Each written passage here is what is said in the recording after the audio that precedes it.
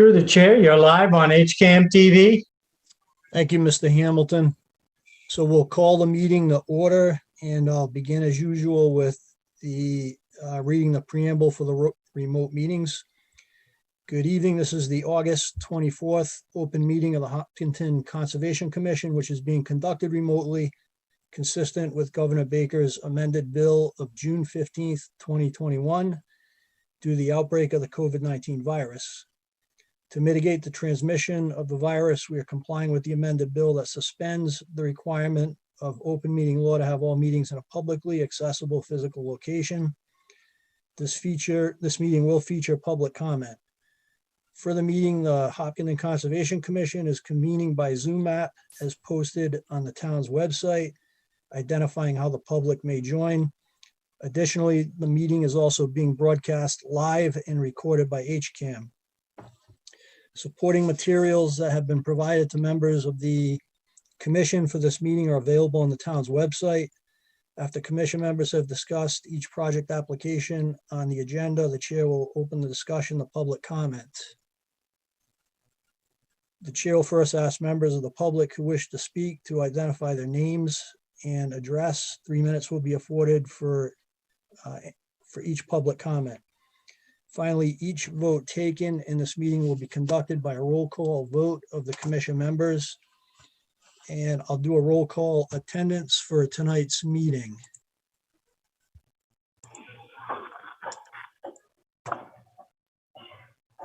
Melissa Ricos. Here. Kerry has not joined us yet. Janine LeBlanc. Here. Ted Barker Hook will not be present tonight. Ed Harrow.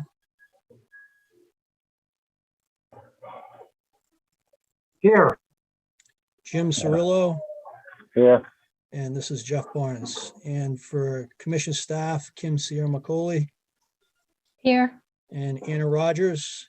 Here. And the commission's consultant, Matt Verrill of Lucas Environmental. Here, but it looks like my video isn't working tonight, just so you know. Okay. We all remember what you look like, Matt, so we'll have to use our imagination, I guess. Yeah, how could you forget?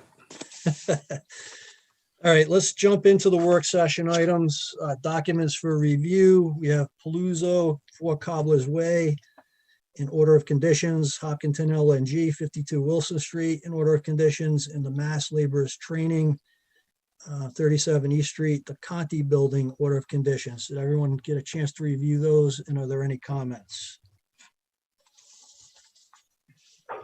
Yes and no.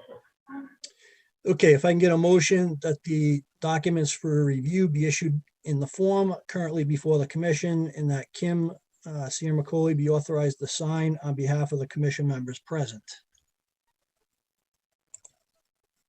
So moved. All right, Jim, and a second. I'll second Melissa. All right, Melissa, and we'll do the roll call vote. Melissa. Aye. Janine. Aye. Ed. Aye. Jim. Aye. And Jeff is an aye. Okay, great. Thank you. Okay.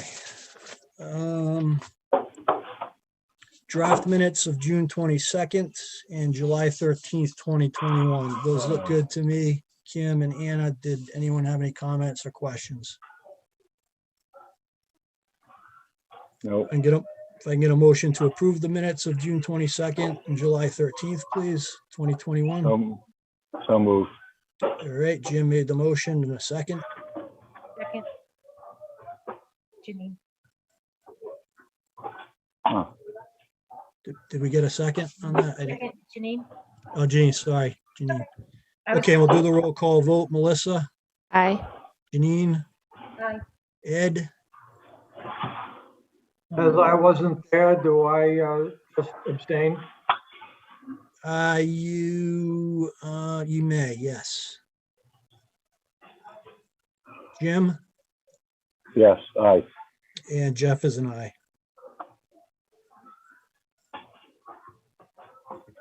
Okay, Halt, 66 Fruit Street. This is a minor project exemption request for a pedestrian bridge crossing.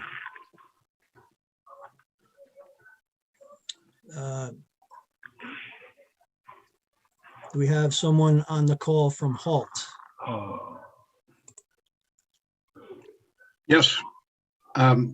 This is Chuck Daughtry, Good evening, Mr. Daughtry. 25 Sanctuary Lane.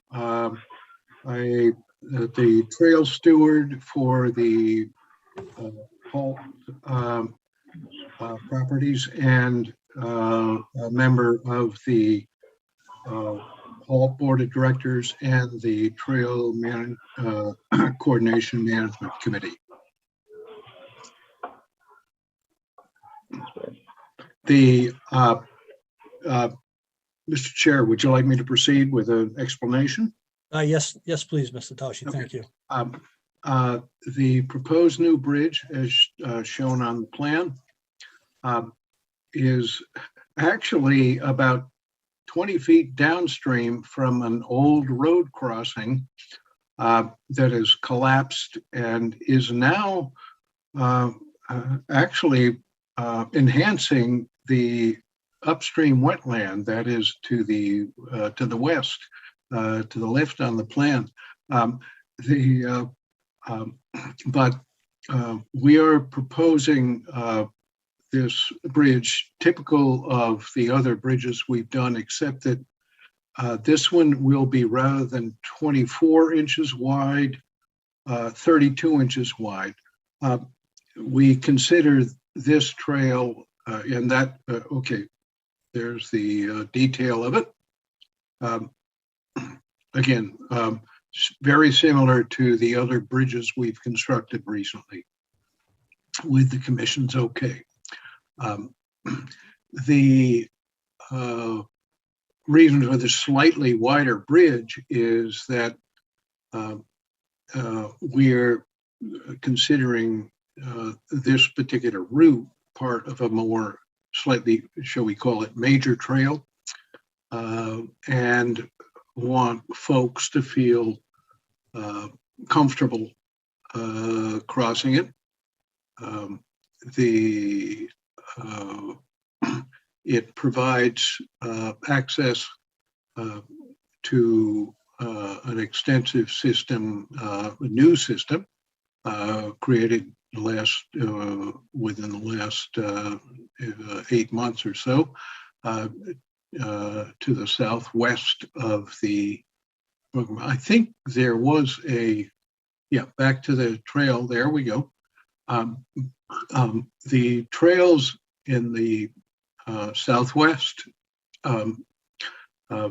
are mostly new, except for one old roadway trail that connects down to the Woodville Rod and Gun Club. I encourage folks to explore these. They're really some great new trails.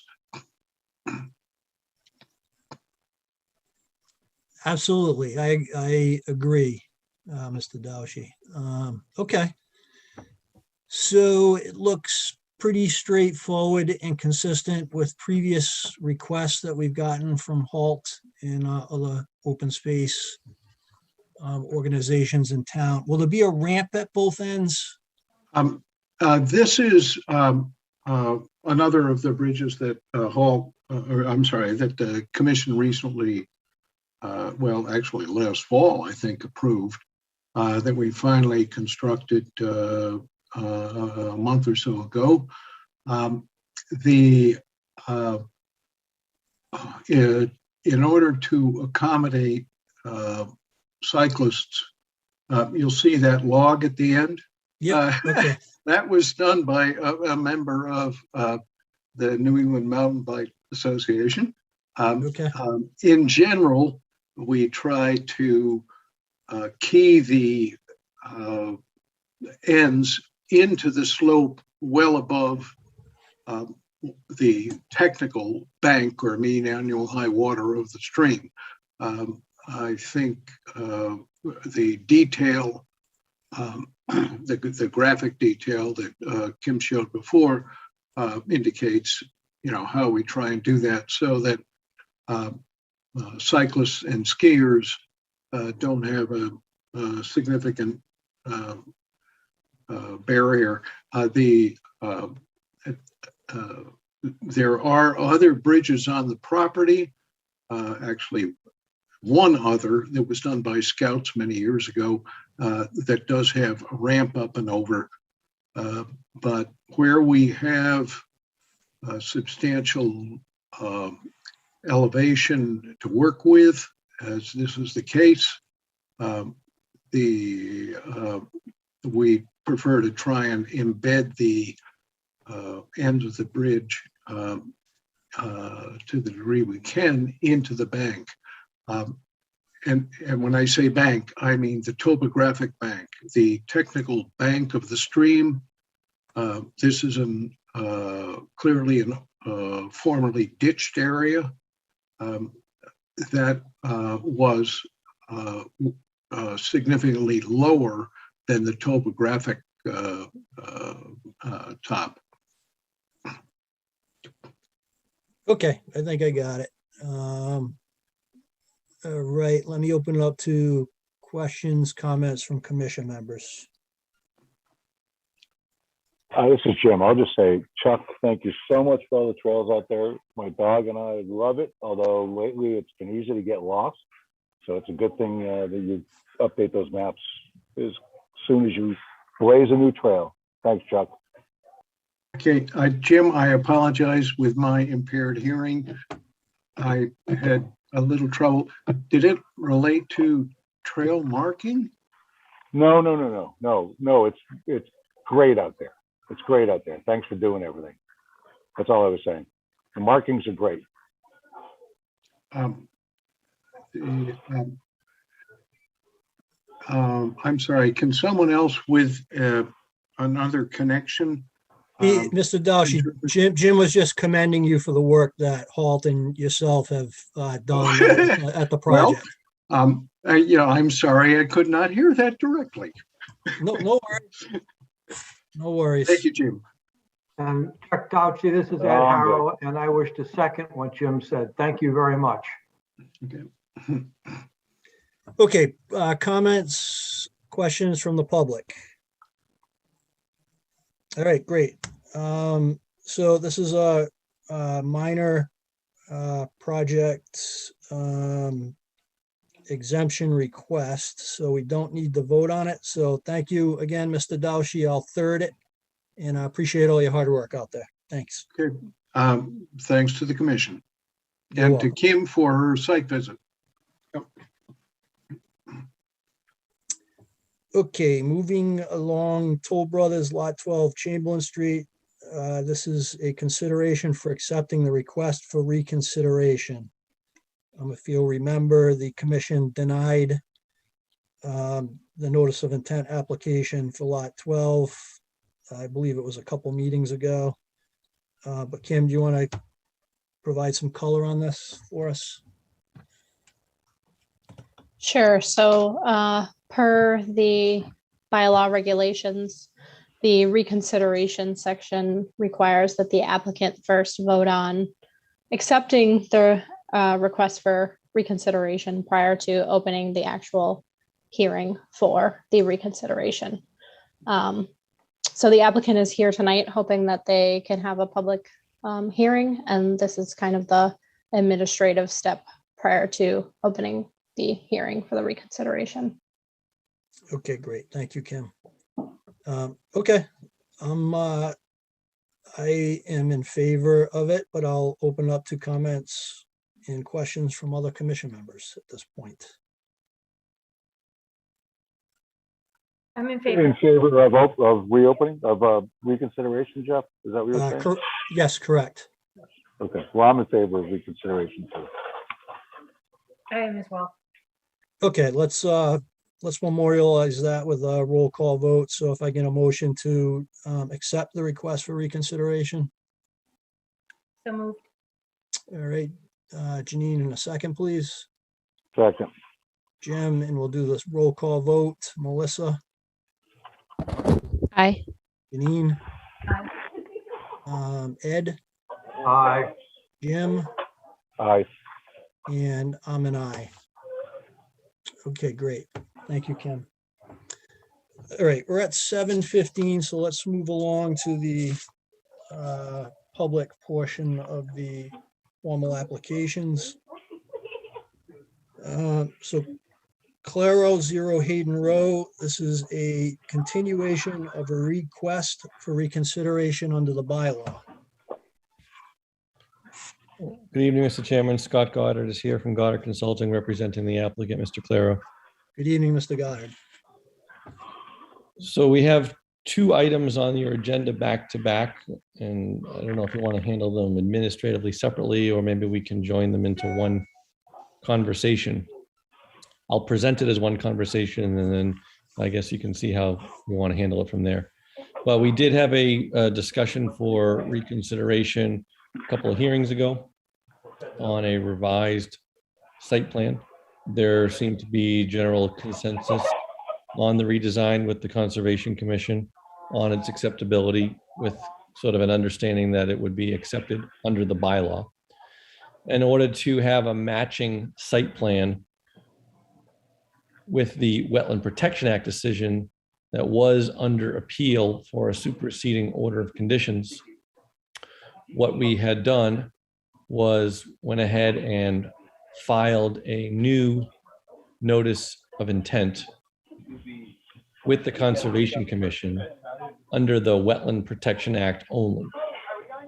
And that's what you have before you tonight, is the bylaw motion for reconsideration and the Wetland Protection Act new notice of intent, which I guess this will be the first hearing for. That was filed with DEP. The superseding order of conditions request of the appeal has been withdrawn. And what happens now is the commission can have an opportunity to vote on the same plan under both sets of regulations.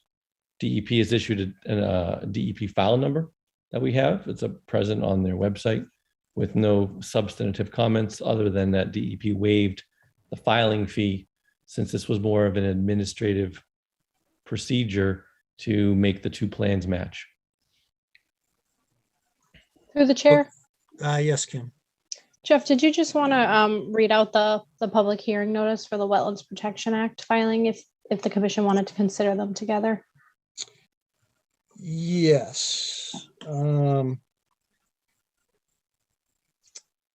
Yeah, I think procedurally that makes sense, Kim. Okay.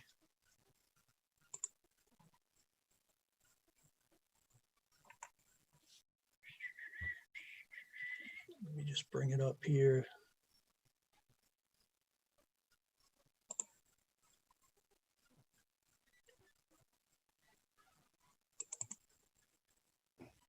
Okay, the Hopkinton Conservation Commission will hold a public hearing on Tuesday, August 24th, 2021 at 7:00 p.m. virtually online to hear all persons interested in a notice of intent filed by David Claro for the construction of a single-family house with associated site work. The location is 0 Hayden Row, Assessors Map U25, Block 16, Lot A. Okay. So just to kind of review the changes that were made to this new plan, Mr. Goddard. So the buffer zone impact on the new version of the design is approximately 575 square feet.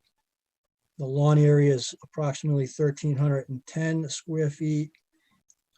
And there was a decrease of approximately 115 square feet from the previous plan. Is that correct? That sounds right. We had at the last meeting, I think it was 2 hearings ago, we had a presentation plan that was brought up that, yep, there we go. Which It was actually 660 square foot reduction. Sorry, apologize. Yeah, that sounds right. Yep. Yeah, okay. So those revised numbers are correct. Okay, got it. Okay. Okay, let me open up to questions, comments from the commission.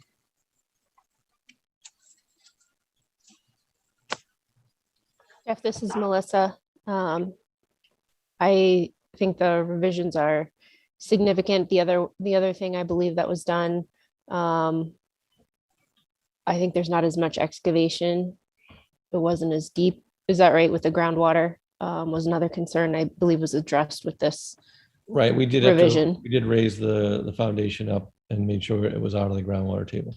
Yeah, which I appreciate in this new design. Thank you, Melissa. Any other comments, questions from commission members? And this is Ed. Yes, there are revisions, but something close to half of the structure is in the 100-foot buffer zone as I see it. If I am wrong, someone please correct me.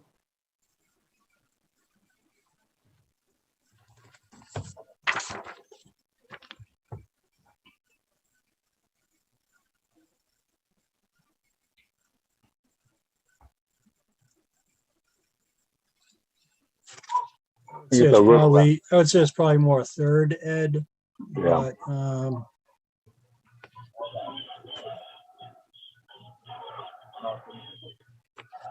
and that includes a deck area.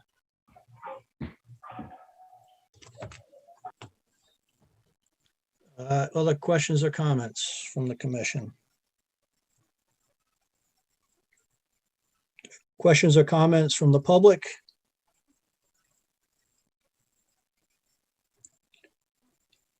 Okay, if I can get a motion to close and approve the reconsideration request under the bylaw, please. So moved. Jim. And a second. I'll second. It's Melissa. Okay, and we'll do the roll call vote. Melissa, Aye. Janine, Aye. Ed,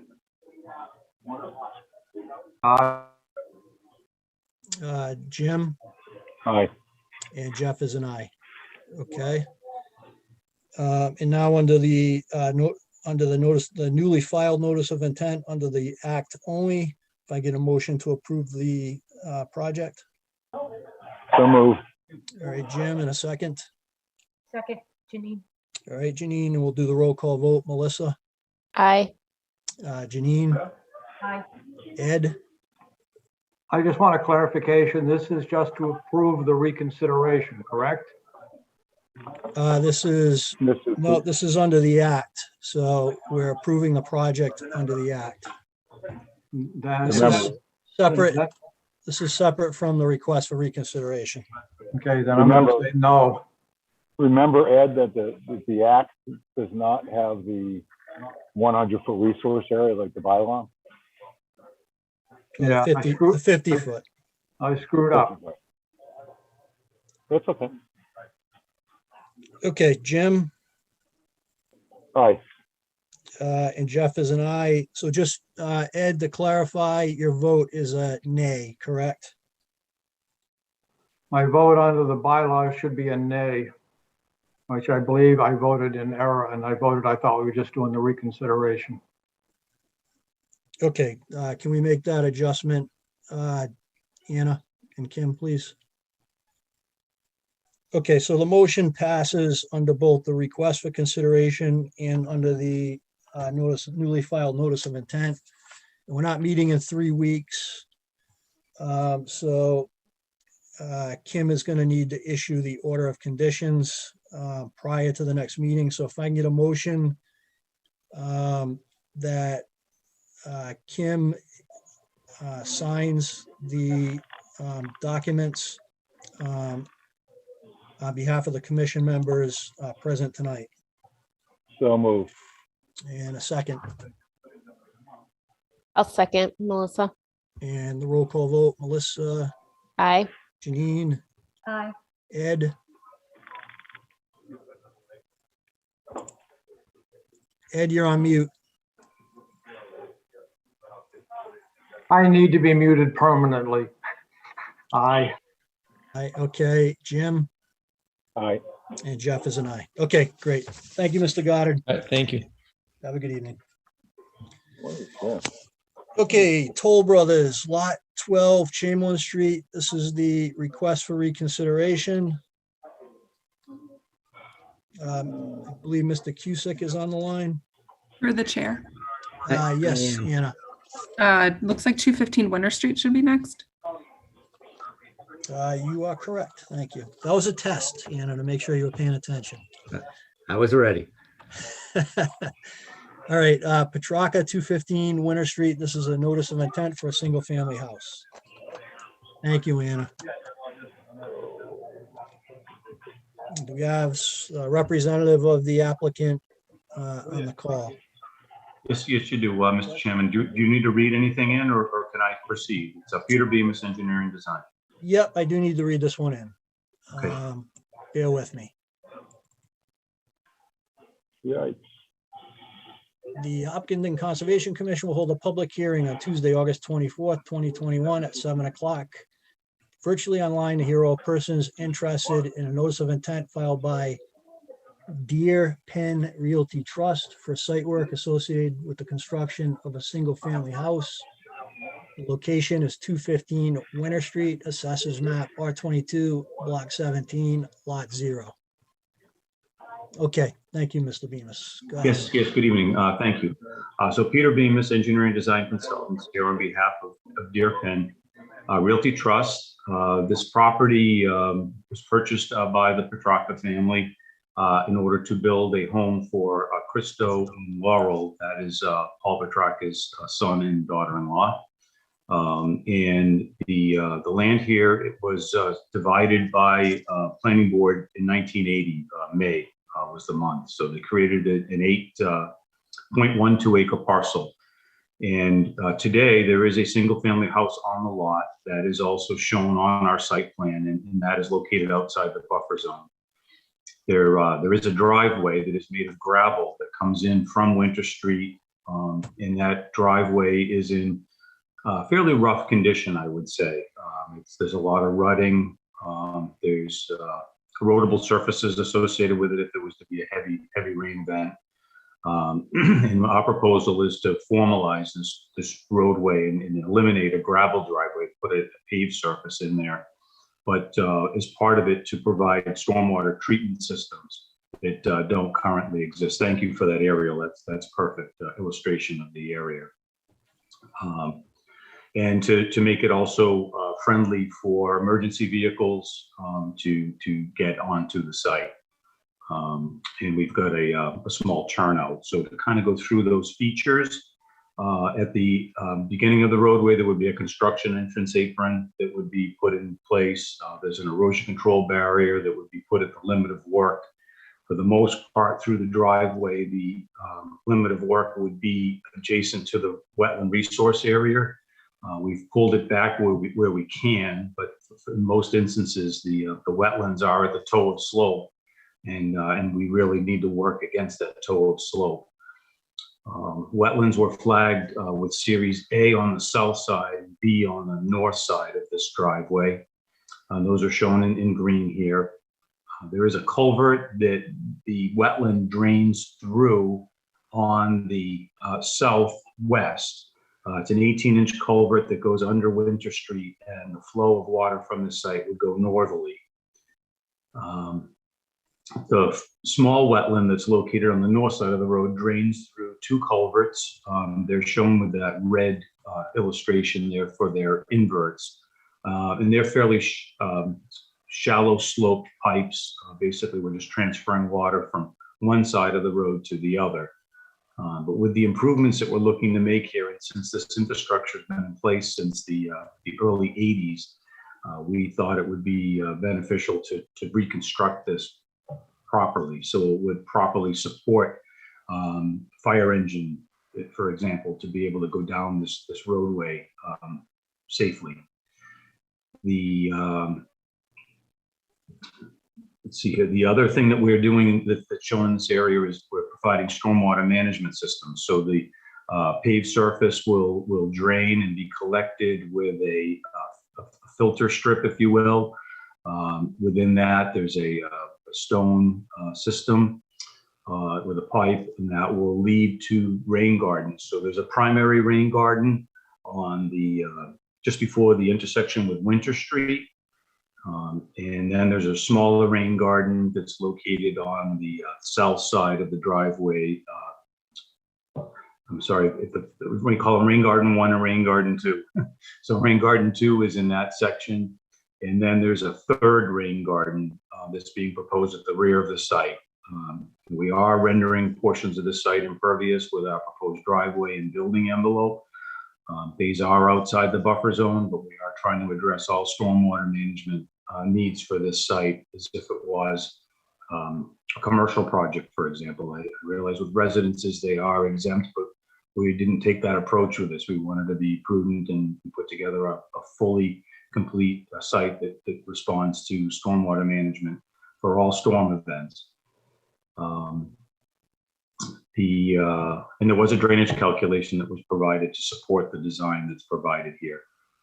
The soils are fairly well drained on site. We did do soil testing with the Hopkinton Board of Health.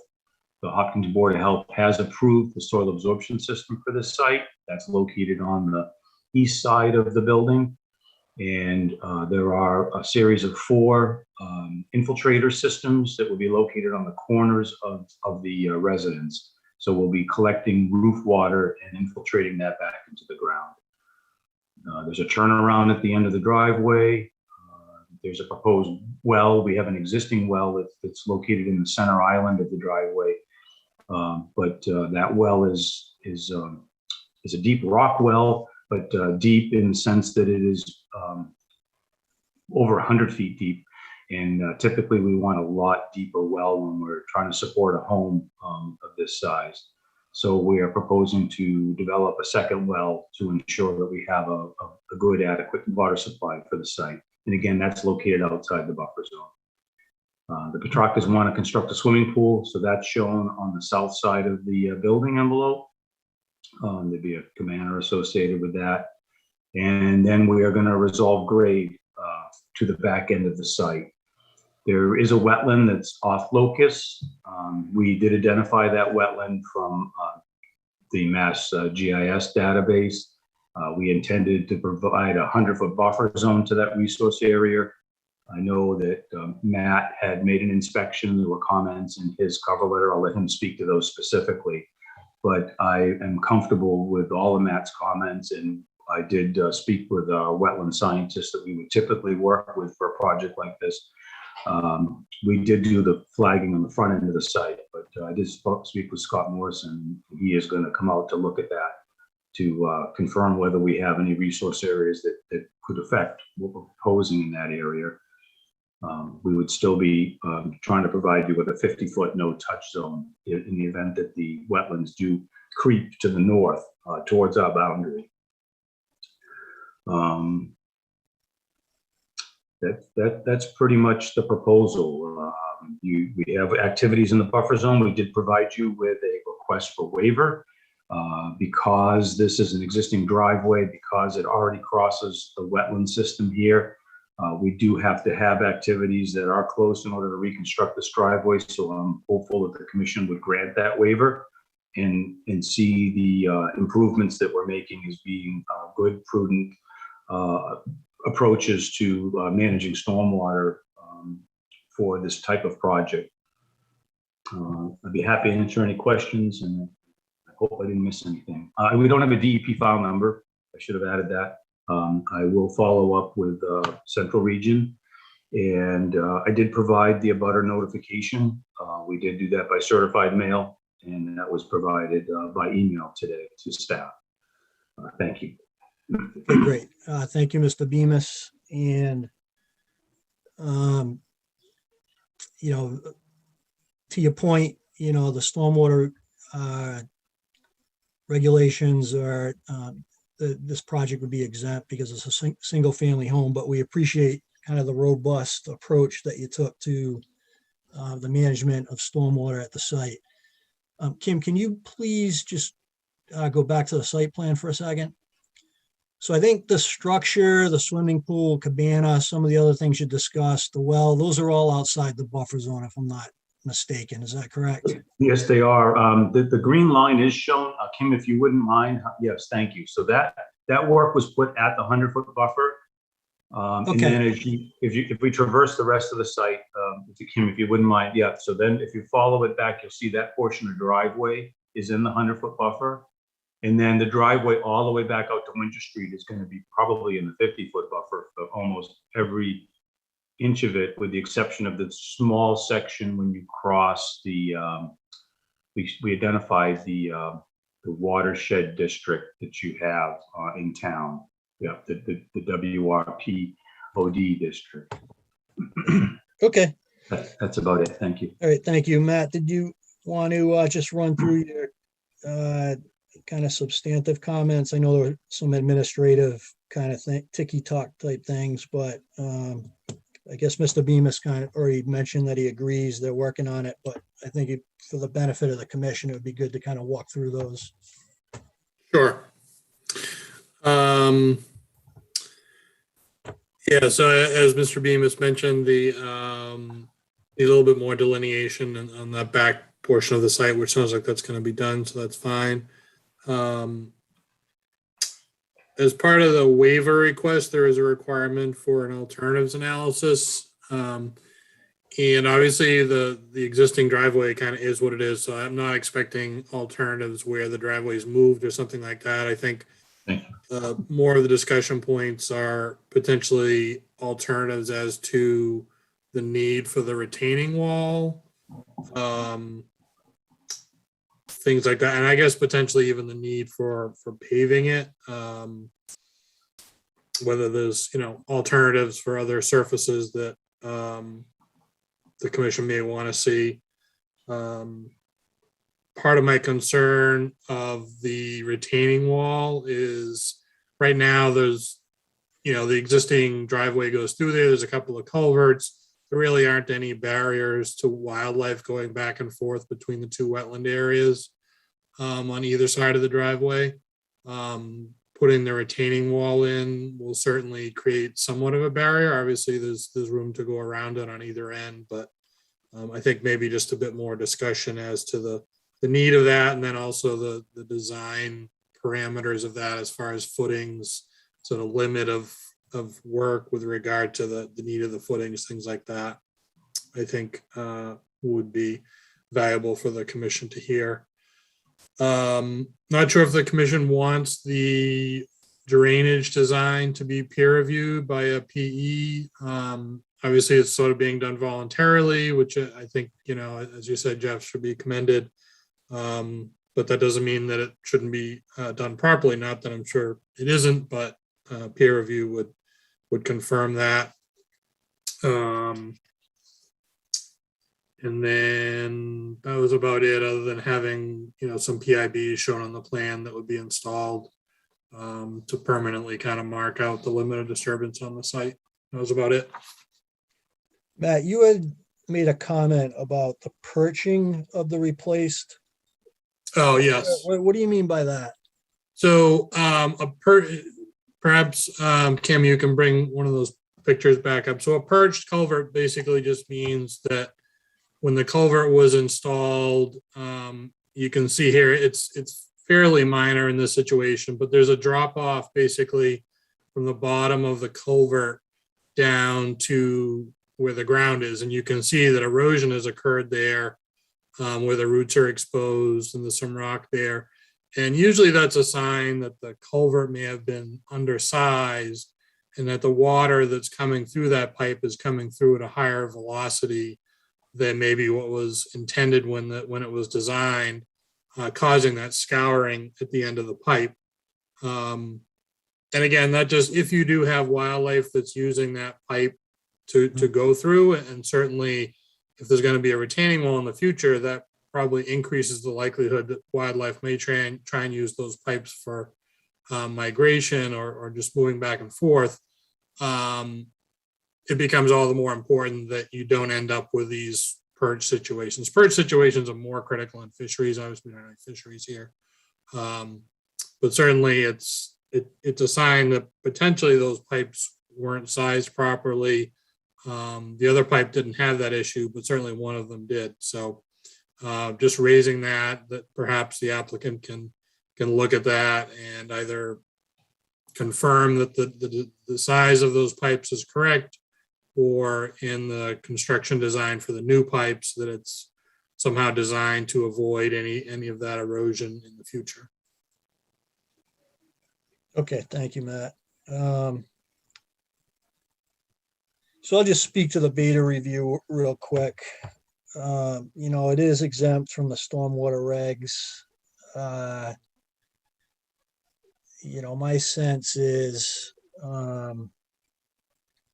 we probably don't need to do the beta review and have the homeowner incur the cost to do that, but let me open it up to the other commission members for their comments and questions and thoughts on that.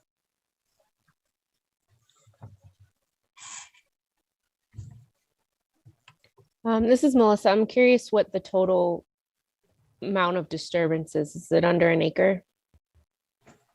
No, it's over an acre. That was in our application. I don't recall the exact number, but we will be filing a request for a permit for this, because we will disturb more than an acre of land. So you'll have a SWIP. SWEP, yes. That's what way we developed this way, so we could have a SWEP, yes.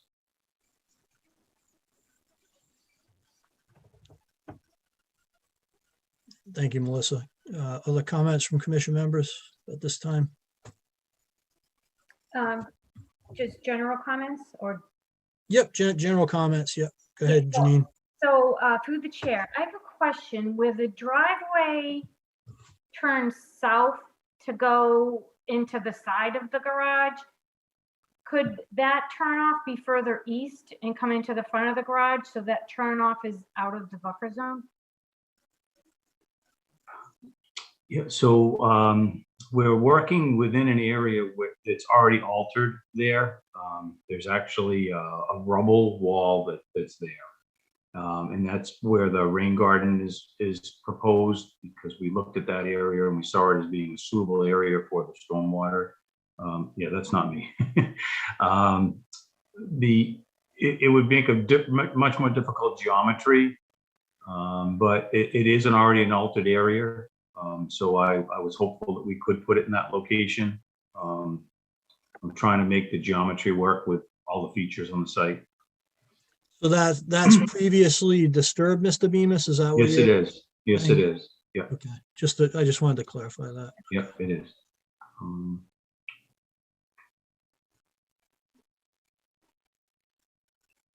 I did want to just point out a couple of things. So it is a gravity wall system that we were proposing. It is not a footing, so it would not require a footing. It's going to bear on the masonry units that we had proposed.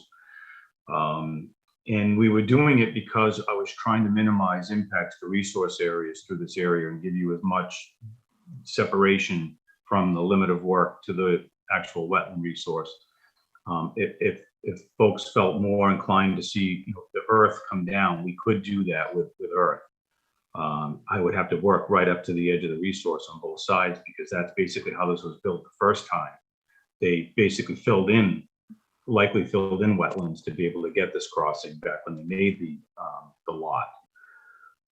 And then the only other thing I was going to add is that there are two 24-inch pipes transferring a very small watershed area here. It's actually an 18-inch pipe that drains the entire area. So I can assure you from a stormwater analysis perspective, and we'll gladly do this to show you that those 24-inch pipes can certainly handle the flow. I believe one of them is artificially raised, and because the water drops out of it instead of being more in contact with the ground is why that erodible surface occurred underneath it and raised those roots up. It's been like that for obviously 40 years, almost 40 years, and that's why it looks that way. But when we rebuilt it, we were going to bring it back to proper grade when we came through there. There's just rubble rocks that have been put along the edge of this, and I'm trying to make this driveway support emergency vehicles, properly. So I will do the alternatives analysis, but I would be most hopeful that the commission would see the wisdom in having a paved surface here with proper treatment versus leaving a gravel driveway that's susceptible to being erodable over time. So thank you for that opportunity. Okay, great. Thank the you, chair? Mr. Beam. Yes, go ahead, Matt. I guess this is a question for Peter. So the HDPE pipes are gonna probably move the water through much quicker than the corrugated pipes. Is that correct? Just because of the nature of the piping? Yes, they would have similar characteristics. So I'm wondering, another thought again, if the commission were to want to see the wall left, and if you're saying that these pipes, if anything, it sounds like maybe oversized based on the size of the watershed, would it make sense to embed those pipes a little bit and be able to have a natural substrate on the bottom of the pipes that would both act to potentially slow the flows through the pipe and provide a more natural substrate for wildlife to pass? That's a great idea. I would, I'll follow up with you on that one. I think that's a great idea, sure. Through the chair. Go ahead, Ed. Question. I was wondering if rather than having two culverts, if we did one open bottom box culvert, whether that would be a better solution. I'd be happy to look into that too, sir. There is a second sheet to our set. Kim, I'm not sure if you have the ability to bring up the profile. I think that there's two channels there going. Yes, naturally, that's right, Mr. Chairman. There are, and that's where the culverts are. I don't mind looking into that, Mr. Harrow. It may be an advantage to it, but right now I'll look into it. That would have to be a pretty wide span to cover both of those. Yeah, probably wouldn't be able to cover both. We'd have to look into how we would bridge the gap, if you will. But I don't mind looking at it closer and seeing if there's a better way to do this. This second sheet does show how we were going to treat those rain gardens too. I probably shouldn't have skipped over that. There's an extensive vegetation that's going to go into those rain gardens. Thank you, Kim. Through the chair, Yes, Kim, go ahead. would the commission be interested in seeing a construction sequence detailing the culvert replacement and the construction of the wall from the applicant, given the close proximity to resource areas? Yeah, I think that's a great idea, Kim, especially considering all the problems we've been experiencing here in the past couple months. So I think that makes sense, yes. I think, can we add to that just constructions? I mean, I know it'll come through on the SWIP, but a general construction sequence for the site, because it is over an acre and, land clearing and whatnot. And I can't put my finger on it. I'm just curious to read in the stormwater regs, which section is the exemption for single family homes over an acre. Okay, I was just saying that in general, for single family homes, the department's not necessarily looking for us to do stormwater management. I'm affecting an acre of land. That's why we took this approach. So if that's what you're looking for an answer on, as far as I'm concerned, because I'm altering an acre of land, I need to take a responsive approach to this. Correct. I'm just, and maybe Kim, we can look at this. I was just looking in the stormwater regulations, and over an acre of disturbance requires a permit unless it falls under an exemption. I was just trying to find the exemption for single family homes, because that's what we're falling under, right? Right. And this is the stormwater management standards would be single family house is exempt. Okay, I just can't find it. Mr. Bemis, if you can just identify where that regulatory citation is and just forward it to Kim and Melissa, please. Yeah, that'd be great. Thank you. Just so we have it for the record. And what we'll do, I wanted to have this meeting, but we'll develop a SWEP. So I'll actually provide you with that, so that because I'm going to need it anyways to do my permitting with EPA. So I'll be glad to provide you with that, and that'll include the construction sequence and the site sequence information. Okay, great. We got to move along here. So just real quick, any questions, comments from the public at this point? Okay, Mr. Bemis, so do you want to continue this out to our next meeting, which is September 14th, 3 weeks? Yes, sir. Thank you. Okay. And if you can just please send Kim that request formally by email. I will do that. Kim, can I do that tomorrow? Or you want that tonight? Either is fine. Just don't make Okay. me hound you. I'll have it for you tomorrow. Thank you. Thank you. All right, thank you. Okay, Toll Brothers, Lot 12, Chamberlain Street, the request for reconsideration of the single-family house. You're up. You're teed up now, Mr. Cusick. All right, I'm ready. Thank you, Mr. Chairman and commission members. We were before you not too long ago for the full subdivision. We went through all of the lots, and lot 12 was the lot that was ultimately denied based on really it was the one house we weren't able to locate outside of the 100 foot buffer zone, the structure of the house, while still comply with the zoning setback for the front yard, which is 60 feet.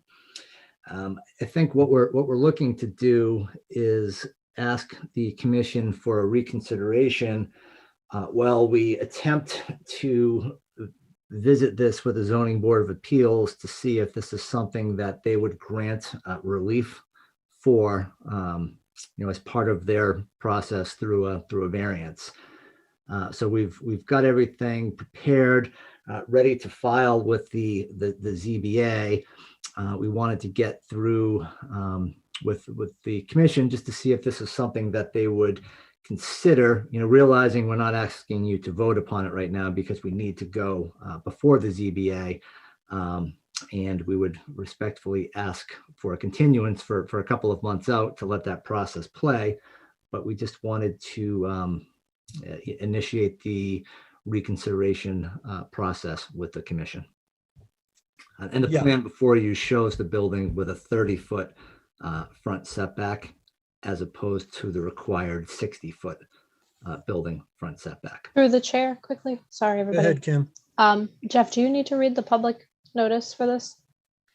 I do. Thank you. Thanks, Kim. Apologies for jumping the gun. Nope, that's my fault for not reading it. Hopkins Conservation Commission will hold a public hearing on Tuesday, August 24th, 2021 at 7 p.m. virtually online to hear all persons interested in the request for reconsideration filed by Toll Brothers to construct a single-family house with associated site work. The location is 0 Chamberlain Street, Assessors Map R23, Block 117, Lot 0. Thanks, Kim. Okay, so earlier in the meeting, the commission voted to accept the request for reconsideration. Mr. Cusick, so you're good there. You had mentioned, do you want to continue this out for a couple months? So we have October 19th and November 2nd. I think that kind of fall approximately within that time frame. Is there preference for either one of those dates?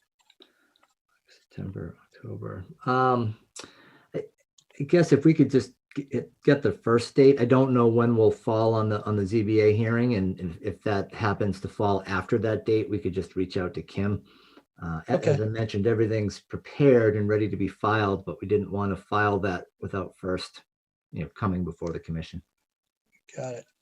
All right, so October 19th then was the earlier of the two dates. So if you can just send Kim an email request for that continuance, that would be appreciated. I will send that tonight. I don't want Kim hounding me. No, you don't. Okay, thank you. Great. Thank you all. Okay, moving along. Wall Street Development, Lot 1A Leonard Street. And these are continuations, and the discussion will be, there's three continuations of an amended NOI There's Lot 1A, Lot 2A, and Lot 3A. We'll be discussing those tonight together. So do we have Mr. Petrosi on the line? I'm here. Good evening, sir. Thank you. Good to be here. Okay. So before we jump into the amended NOIs, I just wanted to kind of clear up, there seems to be an issue with the consulting fee. So can you let us know what the problem is there, please? Well, the problem is that which consultant fee are you referring to? For Lucas Environmental. Oh, well, I mean, I just don't see the need for it at this point in the project. We have. Okay, so let me stop you there for a second. You don't see the need for the commission's consultant to visit the site every 2 weeks to make sure that things are in compliance. Wait, let me finish. When at the beginning of the project, there were several incidences where the silt fence had been and the erosion controls were displaced by the contractors. Water has been, standing water has been pumped from the site outside the limit of work, untreated. And there've been a couple other situations that, we've identified at the site where there have been issues. So I'm not seeing the connection there, that you don't feel the need that we need to have. Well, we have inspections being done by Beta. We have inspections being done by Goddard Consulting. I mean, how many times do we have to have people inspecting the site? I mean, it's Well, how many times do we have to go out there and find issues with the site being out of compliance? I mean, so I don't want to get into an argument with you, Petrosi. I'm just giving you our rationale. Listen, we disagree. I don't think the site is out of compliance. There's been instances where repairs had to be made to erosion control, which are typical on a construction site. Those repairs have been made. The site is well under control. As far as I'm concerned, there aren't any violations of any sort that exist on the site.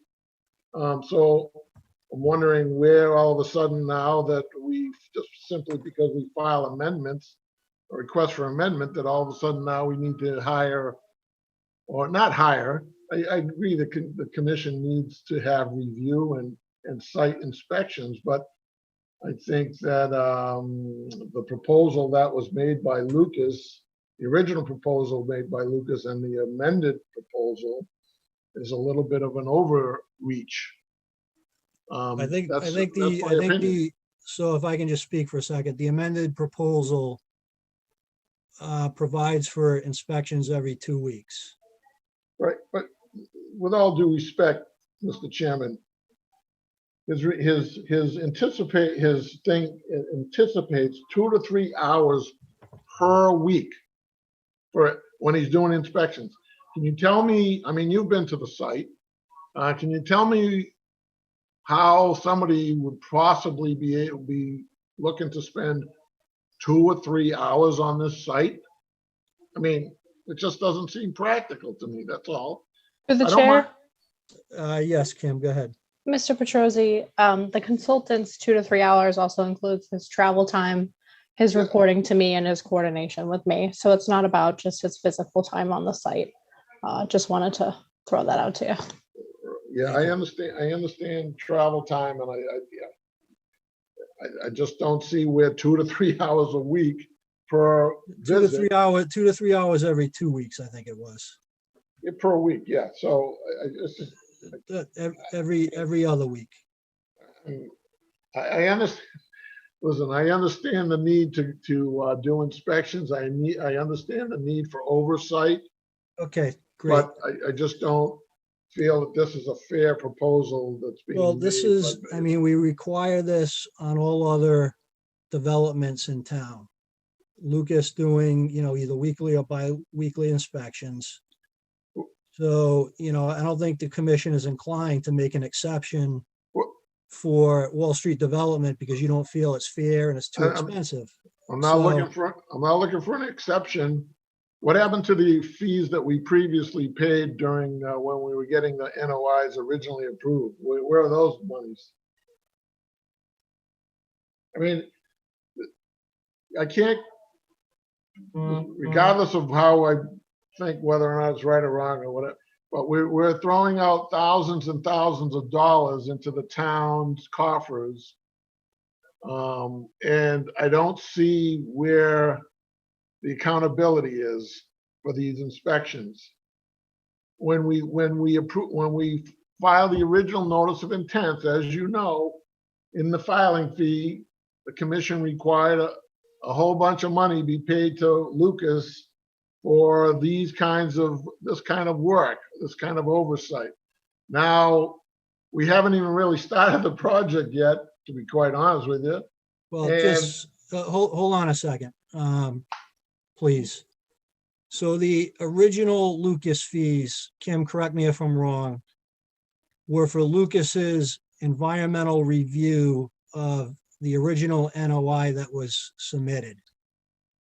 So that did not include the inspection of the site during construction. And Kim, is that a correct statement or am I speaking incorrectly? This was pre-me, so I'm looking through the files right now. However, I do also want to add that Mr. Petrosi has had a cleared site, I think, since prior to me onboarding. So it's been a number of months that he's had an open order of conditions for the drainage and the roadway and a cleared site, which requires management, but no construction. So Mr. Petrosi's schedule has contributed to the consultant needing to respond, but no progress being made on the site. So with that being said, let me pull out the original. Okay, I don't need, you don't have to look it up right now, Kim. I think, I think the site's been sitting for a few months now. We've had, as I said, some issues with the compliance with the order conditions, specifically the erosion controls, the culvert not being installed. And again, we're not trying to be difficult, Mr. Petrosi, but this is a standard requirement for all developments, that we have our consultant go out and do the inspections, okay? So, I mean, do you want to, you can either agree to it or you can disagree to it. Or if you want to think about it, we'll just continue this out to the next hearing to give you some time. Well, Yeah, I'm sorry, go ahead. well, I think we need to find out where the money is going that I've paid so far. I've paid over $9,000 to the town for beta inspections. I pay Goddard thousands of dollars to do their inspections that get reported to the commission. And now we want to have a third person doing inspections that I have to pay. So I'm looking for fairness. It's not about the money. It's about fairness. This is not it's not a bottomless pit of money that you just go in and grab it whenever you want it just because you want to go out to the site. If you can. Through the chair. Hold on, Ed. So we're not charging you every time we go out to the site. Again, it's a bi-weekly schedule that's proposed. Okay, it's not open-ended. So what I would like to do is continue this out to the next meeting. We will go back and tabulate the fees that have been assessed to date for Lucas and for Beta, who are the commission's consultants. Okay, Goddard is your consultant. So we have nothing to do with, what Goddard is charging you, how often they're out at the site. So let's do that because I want to get this cleared up before we move forward with this, okay? Yeah. your call. I mean, I don't think it has anything to do with the request to amend the orders of conditions. I mean, those are. Well, it does, because I want this squared away and you in agreement that we're gonna be doing the agreed upon site inspections with Lucas before we, continue with approving project work. Because if we're not in agreement with that, that's an impasse in my mind. Who's the inspections that have been done to date by Lucas? Where is that pool of money coming from? The town's paying for it out of their WPA fees. Okay. So is that the fees that I previously paid for these lots, or is that? No, that's like the town taxpayer pool of money. Right, so the town is basically Yeah. subsidizing the inspections right now for Wall Street development. Okay. Well, if you want to continue it, I'm more than happy to. I don't really, it doesn't matter to me either way. All that matters to me is being treated fairly. That's what is the bottom line here. Just treat me fairly. And So, okay, so I think when the original proposal came in, it was for weekly inspections because of the compliance issues that we were having. right. Mrs. Sierra McCauley took it upon herself with the commission support to work with you because of your concern with the costs, to reduce that to biweekly visits. So, we're not viewing this as an endless pot of money. We're not out to, try to squeeze as much cash out of Wall Street development as we can, and to have our consultant on site every day, babysitting the activities that are going on. But what we are looking for is a reasonable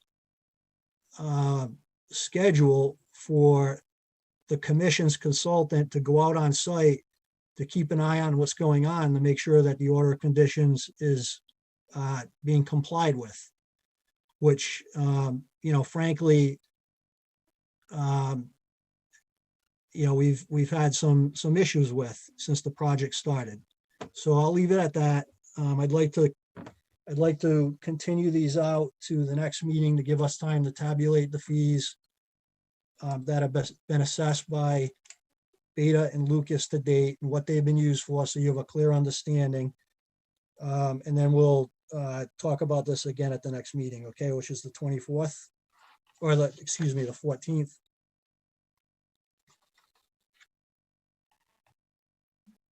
That's fine with me. Can we have a little discussion on something other than?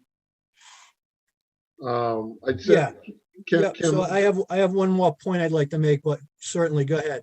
Sure, What would you like to discuss? I know the commission had expressed a concern about invasive, the Japanese knotweed, and I don't know, Kim, if you've seen the proposal that we got from Emerald Acres. They plan on doing a series of treatments starting next week. So I just want to make sure that that is acceptable to the commission, that there isn't anything that we should be,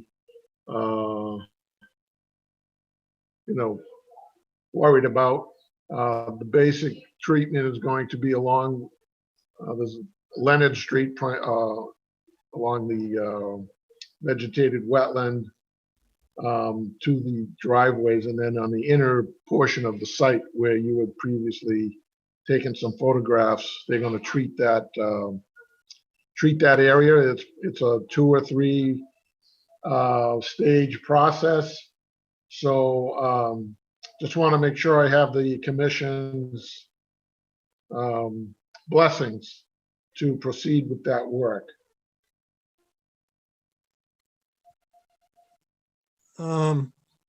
This is the proposal. Yeah. Matt, Kim, did you get a chance to take a look at this? I apologize, guys. This one kind of fell off my radar. Yeah, Let this us take, is Matt. So without any funding, I can't be reviewing anything. okay. All right, why don't we, So, yep, I was go gonna ahead. say, as long as Kim can just get back to us, the end of the week sometime. I think he's not gonna do this until after the 30th or the middle of next week. So, just so we make sure that we're all on the same page with, what's gonna happen and where it's gonna happen. All right, let us, yeah, why don't we have Kim take a look at it? I'll talk with Kim offline and we'll get back to you, okay? Okay, great, thank you. Okay, and then just the one last thing I wanted to say, Mr. Petrozzi, and, we've worked together on a few of these projects in town, so, you kind of know what the expectation of the commission is, and, again, we're not trying to be difficult, we're trying to be compliant, okay? The one thing that, I really want to make clear is that, when Matt or Kim are out at the site and request something to be done, they have the full support of the commission on their requests. We found Matt and Kim to be very reasonable. Matt was brought on from the town of Hopkinton because of her experience. She's very good at what she does. So, the point is, we as a commission don't want to hear that, requests by Matt and Kim are being debated on the site. We just expect them to be implemented. If there's something that seems completely unreasonable, then yes, okay, you can bring it to the commission. You can ask them, politely to say, I respectfully request that we bring this to the commission and get the input from the commission. But, it's not, I think you get my point. There's an expectation that things are going to be, when our representatives, the town's representatives and our consultant are on the site and asking a developer to do something, particularly when the site's not in compliance, that it's going to be done. And I'll just leave it at that. And we'll continue this out to the next meeting. Can you please submit an email request to Kim on the continuance? Sure. Okay, great. Through you, the sir. chair. Yep. Go ahead, Jeff, Matt. sorry, just want to make one very fine point on what you just stated. I appreciate that. Whenever I'm on site, I never direct the contractor to do anything. I may make recommendations to the contractor, but on this particular site, I'm always very careful to say you need to speak with the owner or the consultants that are working with you. Because I don't feel it's my role to direct a contractor in any way. If it's an emergency, that may be a different situation. But when I'm out there, I'm there to report back to the commission primarily. If I see something that I feel can be of benefit to the applicant, I'm going to make that recommendation. But under no circumstances do I direct their contractor. That is not my job. All right, thanks for that clarification. And Matt, just to say that, that is not my complaint, and that I don't have an objection to that. You've been very good out on the site, and it's just simply about the money, pretty much. We're not. It's been a very long summer out there. I understand. It's been a long process with this permitting. Now we're on another amended NOI. It's been a long summer. It's been a very rainy summer, so we've had a lot of issues on many sites in town. So, there's a lot of frustration. I get it, Mr. Petrozzi. But, having said that, we still have an expectation that the order of conditions is, there's going to be compliance and that you're going to work, in a positively with the commission, to move forward with this. And I apologize, Ed, you had a comment you wanted to make and I cut you off. Go ahead. Yeah, I just wondered, I know there's been a lot of pictures taken of the site, and I thought it might be interesting for some who haven't seen the site to see some of those pictures. That's all. Okay, thank you. Okay, so if you can send that request to Kim by email, Mr. Petrosi. Thank you. All right, thanks very much. Good night. Yeah. Okay, moving along, Aho 103 Wood Street. This is an abbreviated notice of resource area delineation. It's actually been continued to September 28th. Is that correct, Kim? That is correct. All right. Okay, moving along, Ravenhood LLC, 0 Hayden Road Street. This is a continuation of a notice of intent for a subdivision. Good evening, Scott Goddard again from Goddard Consulting. This tonight also is Joe Marquidot, who is the surveyor and civil engineer on the project, and Ron Nation as the applicant is on as well. So for this project here, we had a hearing. At that hearing, we had a fairly good introductory discussion to this project, this subdivision project. We went through the site plan that's displayed on your screen here right now. And the day of the meeting, we received the Lucas comment letter that we sort of didn't have maybe full time to talk through, and maybe just highlight a couple items at the meeting. No new information has been submitted since the last Conservation Commission meeting, with the exception of, we do have confirmation now that we have approval from the planning board. And also I did go back and discuss with the applicant the nature of this permit, whereas we modified the request through Kimberly so that this is now a application for just the road work, the utilities, storm drainage system. Our intent then is to come in with you very shortly with separate notice of intent applications for each of these lots, so far as there's work proposed within the 100-foot buffer zone. We expect for those, only one house will have any portion of it within the buffer, and all the rest will just be some portions of lawn areas. And one of the lots will have no work in the buffer at all and need no notice of intent. So administratively, that's where we are on this. There were a couple of items maybe on the Lucas letter that I think would be worth vetting out a little bit more this evening so that we could have guidance if additional plan revisions are necessary. I do think the plan as it currently stands is something that would be approvable by the Conservation Commission and meets all the rules and regulations. But the two items that seem to be warrant some discussion, one was the placement of the wetland replication area.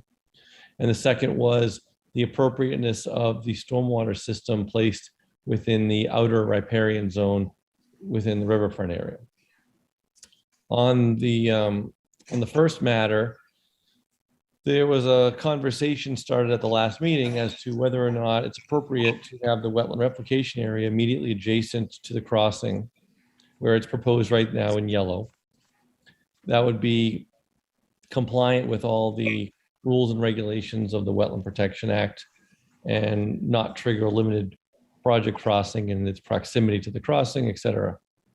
It is a wooded naturalized buffer zone, so it would require some trees removal, some earthwork in close proximity to a BVW. The other option that was considered was on the opposite side of the wetland there to down and to the left, there's an open field.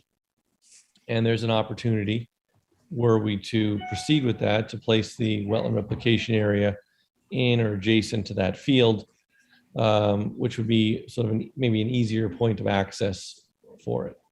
From my perspective as a consultant, I don't really have a preference. I think regulatorily both work in their own right.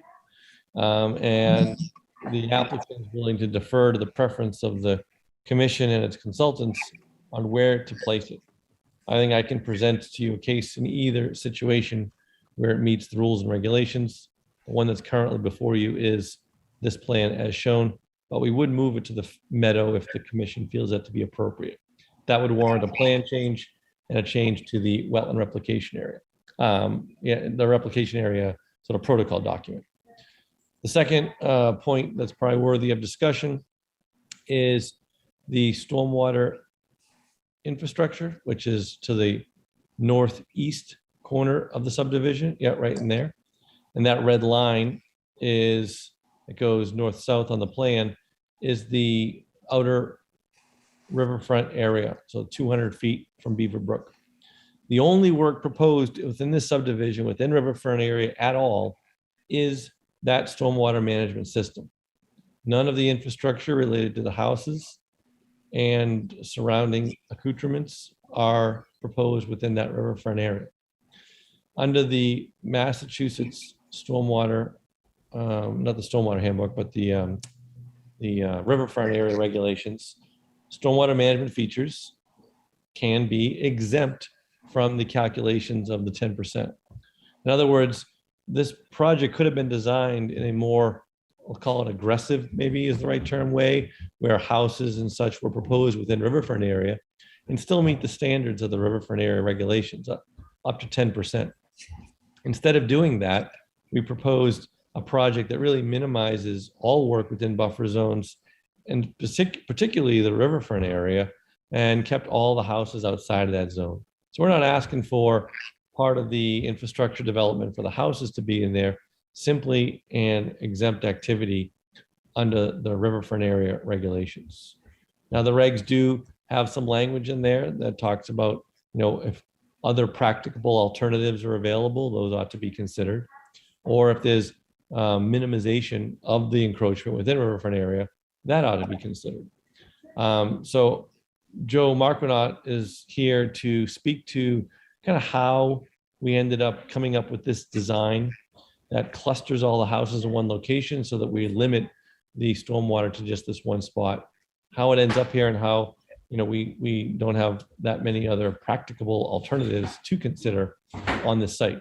It's also worth noting that the planning board has approved this plan and the stormwater design in its location. So we'd prefer not to change this plan at all from its current design and think that it's permissible in its current state. Joe, do you want to add any color to that as to how and why the stormwater was designed, and then why the selection of the location was picked? Be happy to. Evening, folks. Joe Marquardt. We pulled together the designs that you have in front of you. I guess a glimpse into the mindset is probably appropriate here. Like an awful lot of sites, there is a rolling nature to all of this. There are a couple high points, a couple of low points. Along I'll use the roadway as kind of a benchmark for referral along that roadway. Once we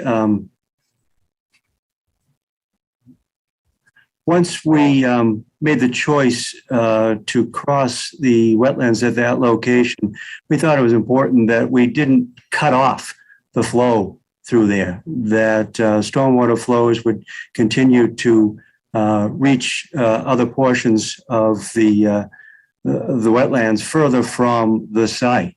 Once we established a high point there, it kind of flowed to look at the rest of the landform and the parcel and see what we had.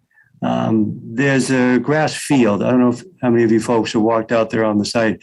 There's a grass field in the center. It kind of sits under the roadway. There's a ridge on the westerly side of that.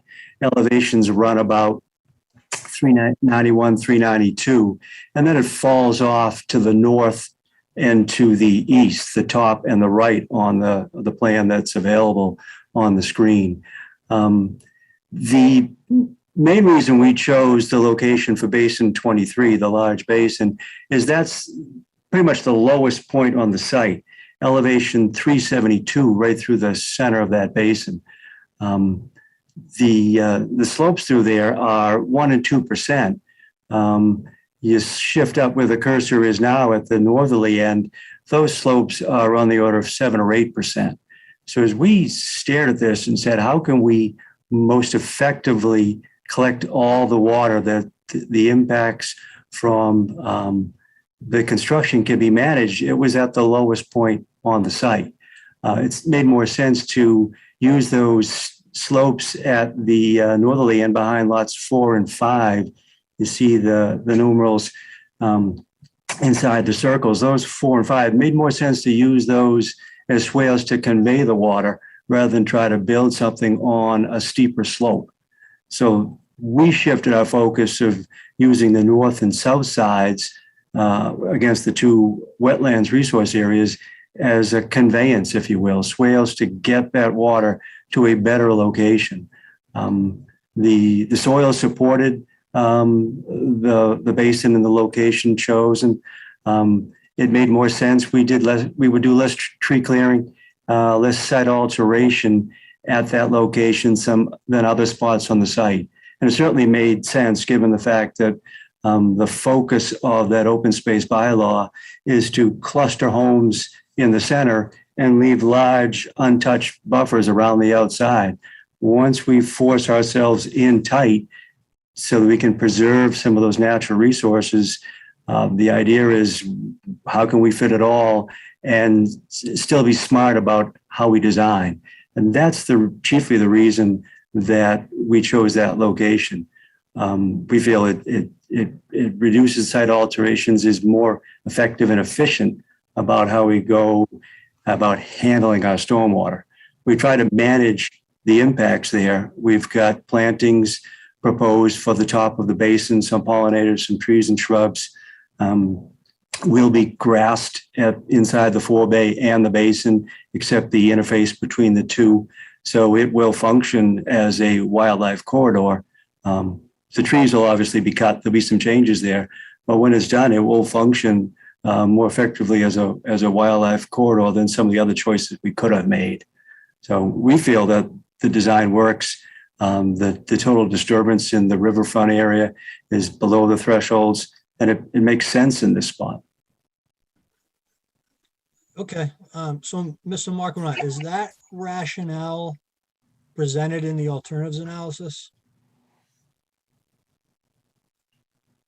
I'm not sure. I believe Goddard Consulting pulled together that information.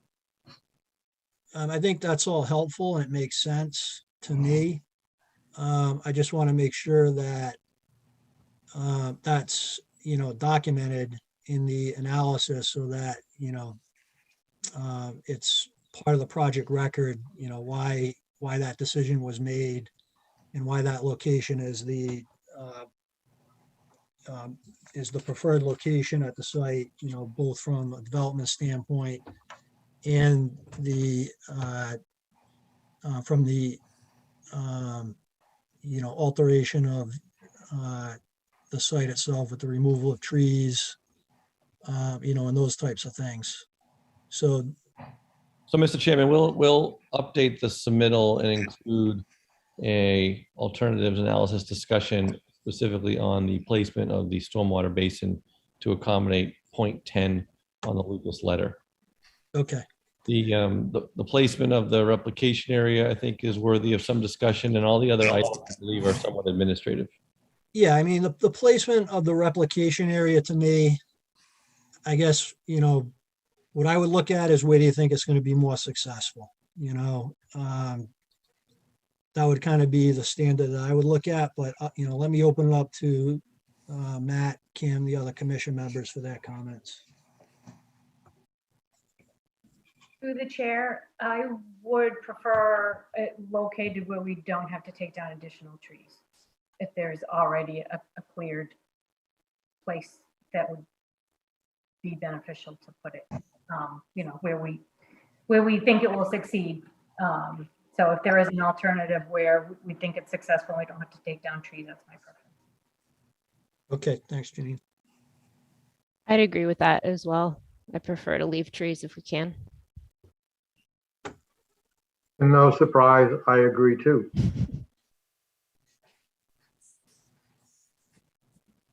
Okay. Any other comments from commission members?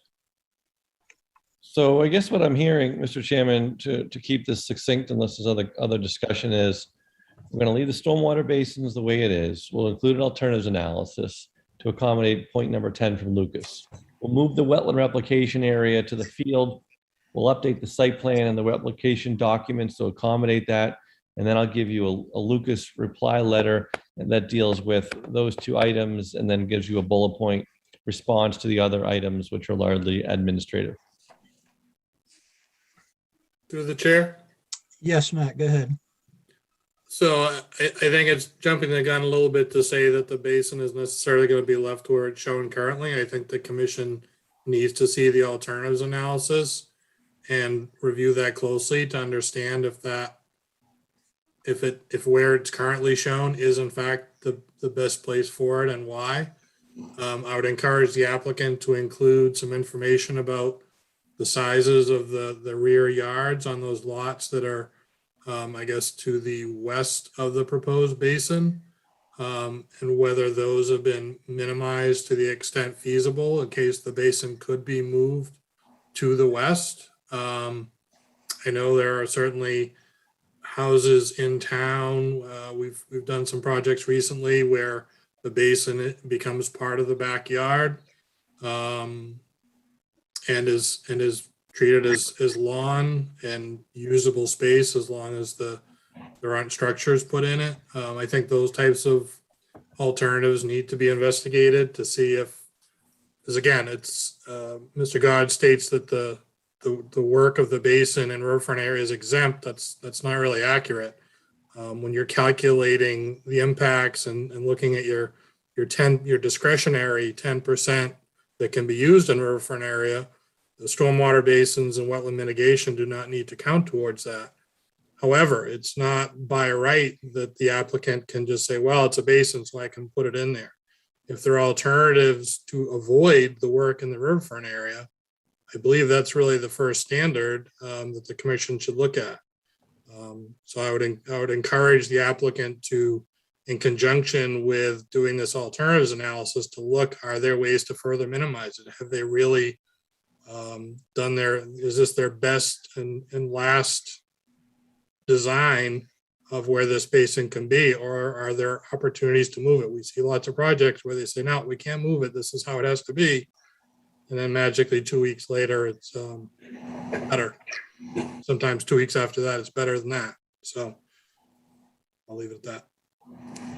All right, thanks, Matt. Yes, so we can, take a close look at that, Mr. Goddard. We kind of went through a similar exercise with the Wayland Chamberlain subdivision. The commission, looked pretty hard at, those individual lots as they were being proposed. I imagine the same process will occur here. So, just to kind of, I think, to increase the likelihood that, there won't be further changes, just give it another close look, and come back to us. I'll work with Joe Marquardt and Mr. Nation on the request of the commission. And let me just open it up to other commission members' comments, if they had any follow-on comments to what Matt had said, just for the applicant's benefit.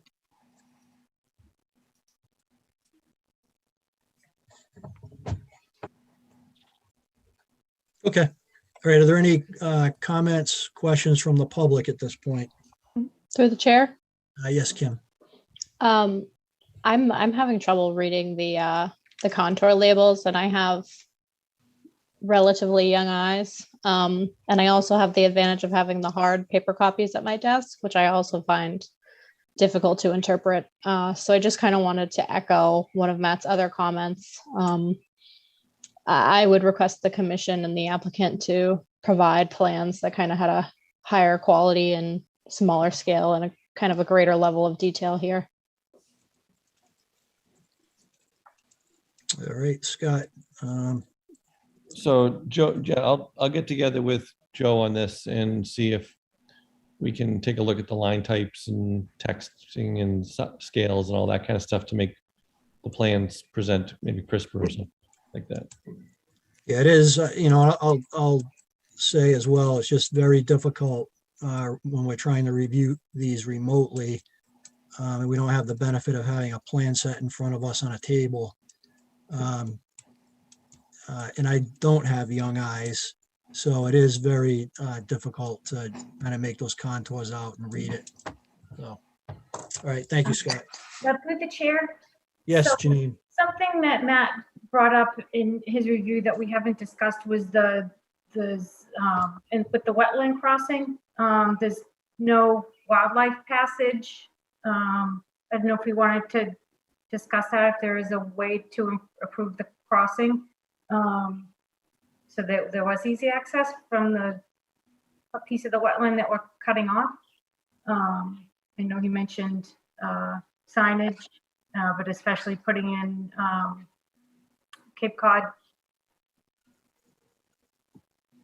curbing and berms, I believe. So I don't know if we wanted to make those suggestions. Yeah, that's a good Through the point. chair? Yes, go ahead, Matt.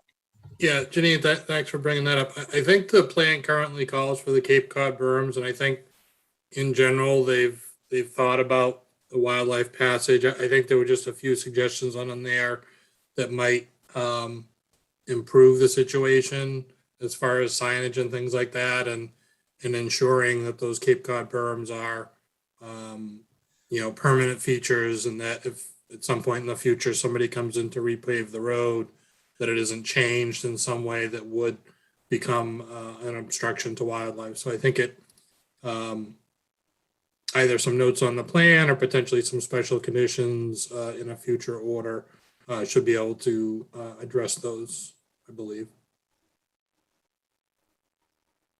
Okay, thank you, Matt. Okay, so I don't think there are any questions or comments from the public, but let me just ask again. Okay, Scott, do we want to continue this out to the 14th? Yes, please. Thank you. Okay, and if you can just please send Kim an email continuance request. I'll send it right now. Thank you. Okay, have a good evening. All right, moving along, the Mass Laborers Training. This is a continuation of a notice of intent for pond dredging.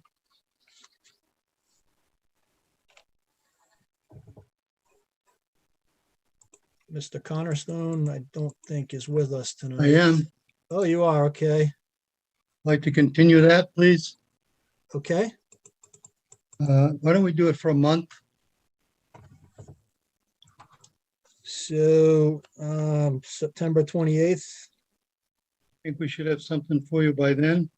All right, if you can submit that request to Kim, please. Well, All right.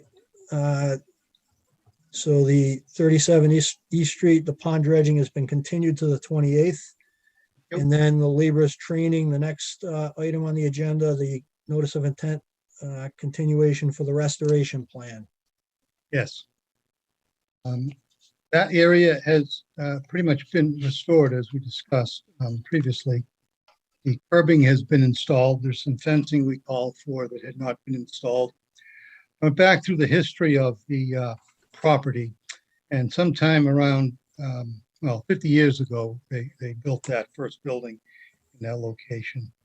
And I went through some Google Earth imagery, and from 95 to 03 to 08 and 18, I found pictures. I wish they came out in color, but maybe they did. There was a little opening there, and they plowed snow and in that area, and they cleaned it out over each and every season. I think that that's pretty much demonstratable that that was their practice at the time. That will no longer be the practice. The curbing has been in place. When we saw it out there this past year, it was a kind of a mess. They've restored that pretty good now down to the wetlands. And we think that that really takes care of most of it, other than the fence. On the other plans that we've had approved, in particular with respect to the Conti building, we have the PIBs. So I think that should really take care of it. There has been vegetation. I would think we would monitor that for another season. It's coming in, and we'll evaluate that over the next growing season next year. under the order. So I'd respond to questions, comments, and suggestions on that particular matter. Through the chair. Go ahead, Kim. So, Mr. Connors, I received paper copies of some of your updated submittals along with a plan, but the plan was never had a revised date on it. So I did not receive the electronic copies, so I cannot show the plan right now. And I mistook the plan for being an old plan. So Mr. Verrill did not receive the updated plan to be able to review it for tonight. That's why we have no Lucas comments. Okay, that's fine. We can visit it again, hopefully at the next one on the 28th. That's fine. So if you have the updated plan that you want to display, I would welcome that. Otherwise, as I had sent an email, I need the electronic copies, preferably with the plan with the revised date. I don't have that ability. I'm not that versed with them. Okay. All right. So, are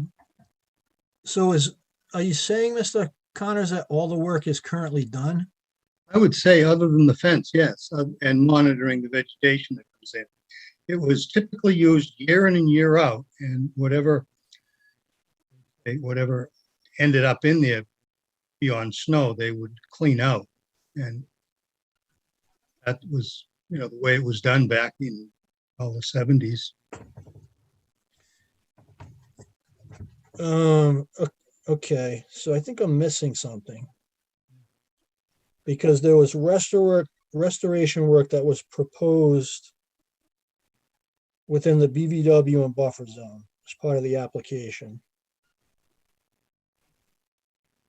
Is that correct? That may be correct, but I didn't find any.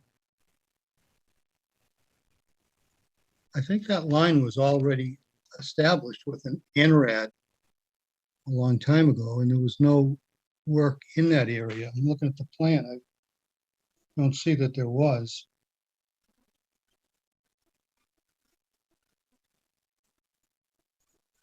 Yeah, I don't see that there was. I don't recall that it was in the wetlands.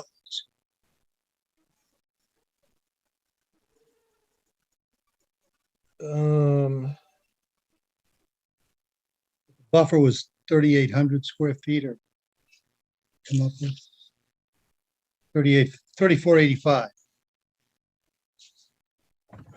Okay. So if the work was already done and it wasn't part of this most recent project scope that we've been approving, kind of going along in these multiple notice of intents, it was done prior to these projects, is that what you're suggesting? I would suggest, other than the curbing, they typically would have gone in there each and every spring and cleaned out whatever they had deposited in there after snow melt. That would have been their process. As far back as 95 that I can see from GIS maps, it sure looks like that was an area where they utilized that. Through the chair, Yes, Matt. may I make a suggestion? Yep. Yes, please. I'm due to go out on that site and do just a general inspection of erosion controls and things like that. I think it makes sense for me to stop by there and take a look at that area, what it looks like as of today, and be able to report back to Kim and the commission as to sort of what it looks like. And then I can put together some sort of a memo prior to the next meeting that reports that, and maybe asks if needed for additional information from the applicant to try and clarify it, because it seems like nobody's really 100% sure what's happened and when and why there's a notice of intent before the commission. Right. I mean, that's the question in my mind, is why do we have a notice of intent before us if the work was already previously done? So that's kind of the I can what I'm answer trying to that. get my mind wrapped around. And I can guess answer that. I can answer Yep. that. When we did the NRAD, Don was involved with that. And we noticed that there was an accumulation of some sediments or sand in that area And he said, you're gonna have to file a notice on this to clean it up. Okay, That's why it came in. And as we worked on the entire project with designs of all the various building sites and improvements, that process took about 2 years. And I think that in the last one, when we went out there for a site walk, just prior to the opening of the hearings, we noticed that it was in a state with snow melt and piles of snow and sanding products there. And the laborers simply clean that up, I think, on a seasonal basis, because I had never noticed it out there, and I've been working on their facility now for, God, since the 80s. okay. All right, well, let's, yeah, why don't we do that then? Let's continue it. Matt can go out, take a look, and then we'll regroup at the next meeting. That sounds like a great plan to me. Okay, all right. So we'll continue it out to the 14th of September, 3 weeks. 28th. Whichever is the meeting we're going to do the pond on, I'd like to. Oh, the 28th. Okay, so you want it on the same date. So we'll continue out to the 28th then. Got it. Yeah. Okay. Yeah, And if good. you can just send Kim that email request for the continuance, please. I will do that tomorrow. Thank you. Okay, great. Thank you, Mr. Connors. Thank you. Okay.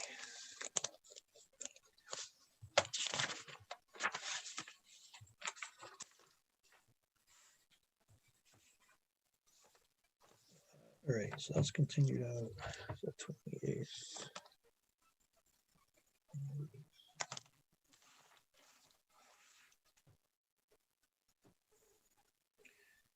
Okay, continuing on the work session items. So we have Fox Hollow LLC, Kim, a request for a minor modification. And then for Fox Hollow LLC, 3 Fox Hollow Road, a second request for a minor modification. And these were basically associated with the PIBs, correct? With the Hi, Jeff. Okay. Yep, that's correct. Okay. So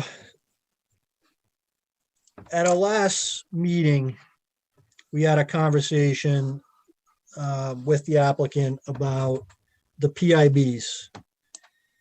And there was some kind of concerns raised by some of the commission members that the medallions may not be sufficient, that we install both medallions and kind of a secondary PIB as a redundant kind of notice to the property owner, which I think is fine. It makes sense. The problem with that is, you know, Kim and I had a discussion around this, is that isn't consistent what we've asked applicants to do in the past. So this is kind of a new standard that we're asking this applicant to perform at a site. We've gotten a little bit of pushback where, you know, they desire to install either the medallions or the rocks, you know, at our discretion, but they don't, you know, they're disinclined to do both. And I think, you know, that our conversation between Kim and I was, you know, if we want to be a little bit more robust in these PIB demarcations at the properties where we are requiring a redundant type of barrier, then we would need to go back to the regulations and make an amendment to that. And then going forward, we could we could use that as the standard for the commission. So Kim, do you have anything to add? Does that kind of summarize, you know, your thinking? Yeah, I think, Jeff, that captured kind of the essence of what we were talking about. I do think in this particular case, the commission had asked the applicant to install boulders instead of the medallions, which I believe are already in place out there, if I'm not mistaken. No, they're not in place out there. That's what the minor plan change is about. But the commission had requested or insinuated that the applicant should consider the boulders. Right. But as you had said, this particular subdivision had already been permitted by the commission previously. And as far as I can tell, during the discussions surrounding the permitting, the commission conditioned PIBs, but didn't make a specific request about the type of PIB. In that way, it seems that it would be a tough position for the commission to kind of retrospectively request the applicant to do a certain PIB when it's not a typical practice for the commission. That being said, if the commission wants to change how they would like to see or what type of PIB they would like to see, that's definitely something that the commission can do and can have a discussion around. But I think it needs to be kind of established at a point in time and then regulated moving forward from that point in time. And then we would need to memorialize that in the regs too, right, Kim? Eventually. I would encourage that it be memorialized in the regs so that it's clear to everybody who files in Hopkinton kind of what the expectations are for the PIB. Right. Yep. No, I think that makes a lot of sense. Does that resonate with everyone? Yeah, I think we do have to do that, but I'll just say that boulders are far more PIBs than medallions. So that'd always be my preference is boulders, yep. With or without medallions. Medallions fall off, people cut trees, Yep, I agree 100%, Jim. Through the chair, this is Ed. Go ahead, Ed. I just, need to point out that we've had a number of issues, both as a planning board and myself on open space, with the fact that we've had inadequately marked boundaries, or we've had inadequately followed through on our changes being made. And that's why I made that email recently wondering if we could have another sort of like watch over that, but that's beside the point. Anything that we can do to make these permanent and obvious, I think is a good idea. Okay, thanks, Ed. Anyone else? Through the chair? Yep, go ahead, Kim. Just quickly, for the benefit of the commission, one of the things I brought up with Jeff is that for the old town that I work with, they required granite bounds with a 4-inch reveal, which really seemed to grab people's attention. When people hit a granite bound, they think, ooh, kind of what's this? So it seems like it's definitely, worth a discussion for the commission moving forward to kind of discuss it on a broader townwide application. Yep, I agree, Kim. Okay, so I think in this case, in these two cases with the request for minor modifications, so Kim, the medallions were installed, but not the boulders, correct? And I'm sorry, I don't recall. I'm sorry, Eric. Is Eric Dias on the call? I am here, yes. Yeah. So Eric, were the medallions installed? The medallions that are out there right now are from SVT, and those are to demarcate the open space. We would be proposing to put additional medallions out there to demarcate the buffer zone limits in this case. Okay, the PIB. So that's correct. Okay, so you heard the conversation. Consistent with past practices, it's at your discretion whether you want to do the medallions, the boulders, or a split rail fence. I think there's a couple different options out there, but at this point, you're not required to kind of do redundant PIBs. If you're willing to do it, the commission would be very happy, but it's not a requirement. So I'll leave it at that. Great, and we do appreciate that. I will certainly coordinate this with the owner and see what we can come up with, and we'll get something out there that clearly defines the boundary in some way. Okay, great. Thank you very much. Thank you. Okay, so we'll push those off to another meeting so we hear back from the applicant on what they intend to do. And the request for the extension permit, Kim. So you did a site inspection. Yes, Jeff, I did a site inspection today. Unfortunately, I didn't get the chance to download my photos, but I took the plans out there and kind of took a look at everything, and nothing looked awry. Everything seemed to be in order and consistent with the order of conditions. I did want to note to the commission that there is one lot that still hasn't been built on. The lot is kind of partially vegetated with weeds. I took a walk all along it, and it seems like there's no erosion or sedimentation that I had observed, but it is something that the commission should keep in mind, as future development is still kind of up in the air at that lot. From what I understand from Eric, correct me if I'm wrong, it's now privately owned. It's been purchased from the developer. It just hasn't been, the single family dwelling hasn't been constructed yet. That is correct. Yes, that lot was sold to an individual homeowner who will be developing their own house. Where they are in that process, I don't know. Okay.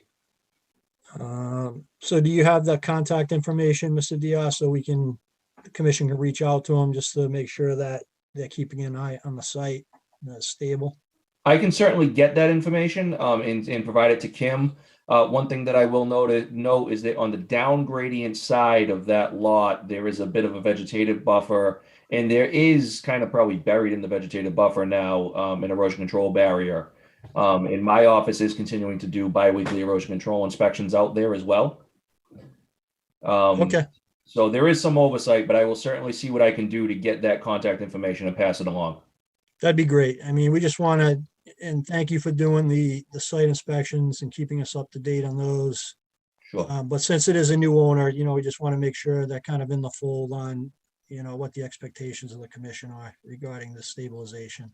Doesn't Absolutely. look like it's a problem now, but it might, that may not be the case in 6 months or a year from now if, the development is postponed. Understood. Okay. Okay, so it was a 2-year extension request, I believe. Is that correct? Did we request, Kim's got it in front of us now. Is it 1 year or 2? We actually asked for 3. Okay. To be honest with you, I think 3 is probably, not that I'm going to deny 3. 3 is probably a little bit longer than we need. We're at a point now where most of the construction is done. We've even gone as far as done the as-built survey. We're preparing the as-built plans and the request for COC. So I anticipate bringing that into you guys within the next couple of months. So I think 3 builds us in quite a bit of buffer there just to make sure that we're good. Okay, so the request is for 3 years? Yes. All right, if I can get a motion to approve the request for the extension permit for the Fox Hollow Road subdivision. So moved. All right, Janine, in a second, please. Second. All right, thank you, and we'll do the roll call vote. Melissa? Aye. Carrie? Aye. Janine? Aye. Ed? Aye. Jim? Aye. And I'm an aye. All right, thank you, Mr. Diaz. Thank you all very much for your time. I appreciate it. Have a good evening. Take care. Okay, the Lake Masspinoc nuisance aquatic management discussion is next, and I'll hand off the meeting leadership Through to. the chair. Yep. Did you want to do Stony Brook? Oh, we missed that one. Yep. All right. Thank you, Kim. So Ortiz 44 Stony Brook, request for a minor modification.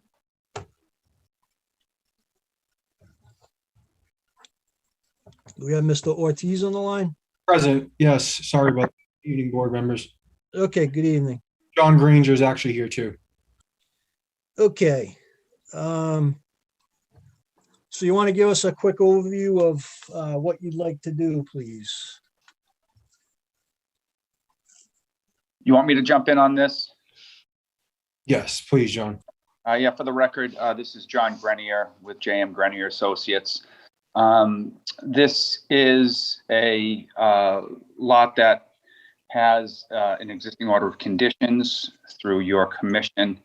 The purchaser is a gentleman, Paul DeLeo, who is building a home for himself or planning on building a home for himself on this site.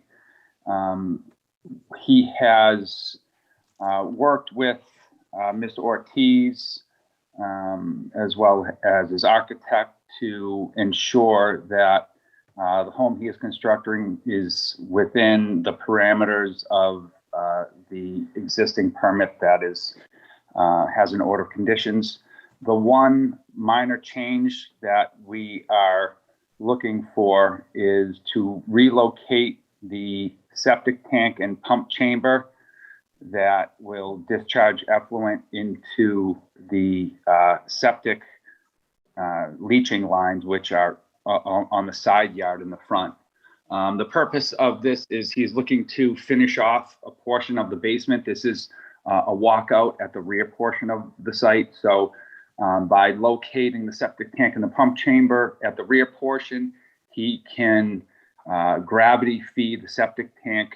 That would, for if he does a bathroom in the basement, that would go gravity into the septic tank. The gray water would go from the septic tank into the pump chamber, and then that would be discharged up into the leaching lines, which are in the front side yard. So he's maintaining obviously all of the required setbacks. The limit of disturbance has not changed whatsoever.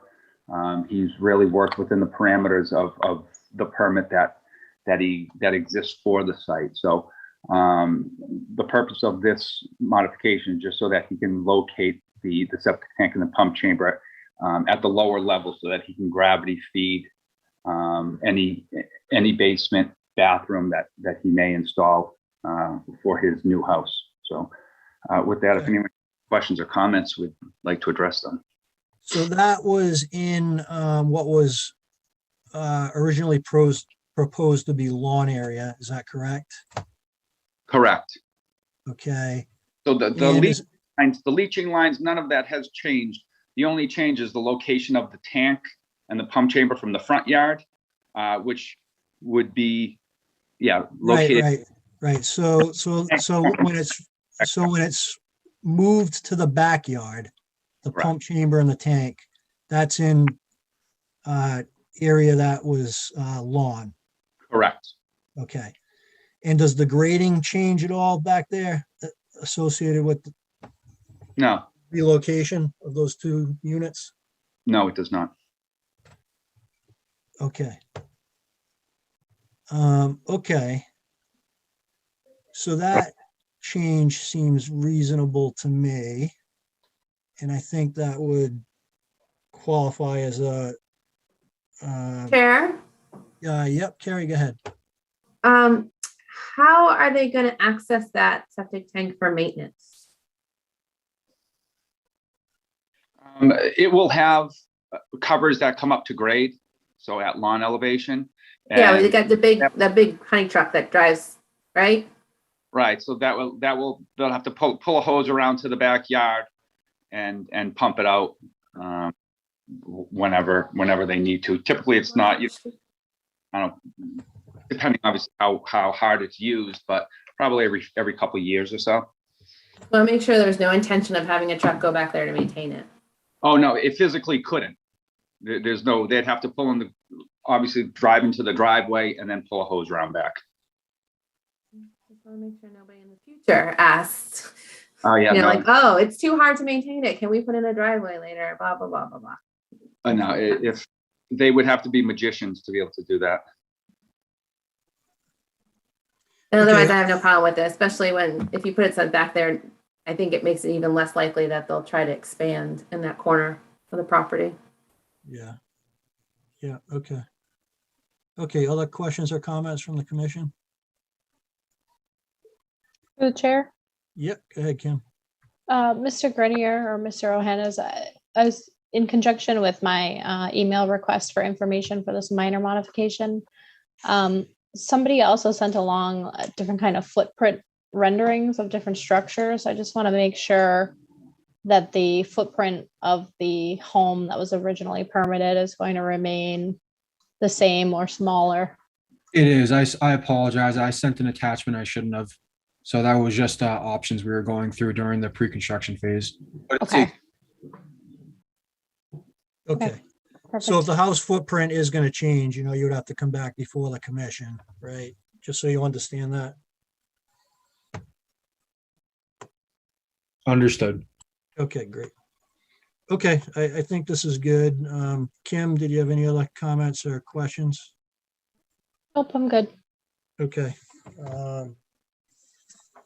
Matt, any concerns on your end? Nope, looks fine to me. Okay, if I can get a motion to approve the request for minor modification for 44 Stony Brook as discussed. So Moved. All right, Kerry, Jim, you seconded. We'll do the roll call vote. Melissa, Aye. Kerry, Aye. Janine, Aye. Ed, Aye. Jim, Aye. and Jeff is an aye. Okay. Thank you very much for your time. All right, thank you, gentlemen. Good evening. Thank you, guys. Yep. Okay, Lake Masspinoc management discussion, and I'll hand over the meeting to. Through the chair. Yep. Sorry, Jeff. You may not have the revised agenda. We have one more request for a certificate of compliance item. Oh, no, Okay. you're right. Your Lake Masspinoc was on first. Sorry. I'm jumping the gun. No problem. All right, do we have someone from the Lake Masspinoc commission or committee on the line? And I'll hand over the discussion to Melissa to lead the commission on this one. Okay, if there's no one on the line, then I can just refer to the email that I think everyone received on the board requesting a visual inspection of the lake. They were having issues, or just, I guess, to educate the board on the current status of the weed conditions. I guess the drawdown this past winter, according to the committee, didn't quite meet their expectations in addressing the weed population. So they were asking if the board or anyone on the commission would be amenable to going out on a boat that's this Saturday at 8 a.m. to take a look.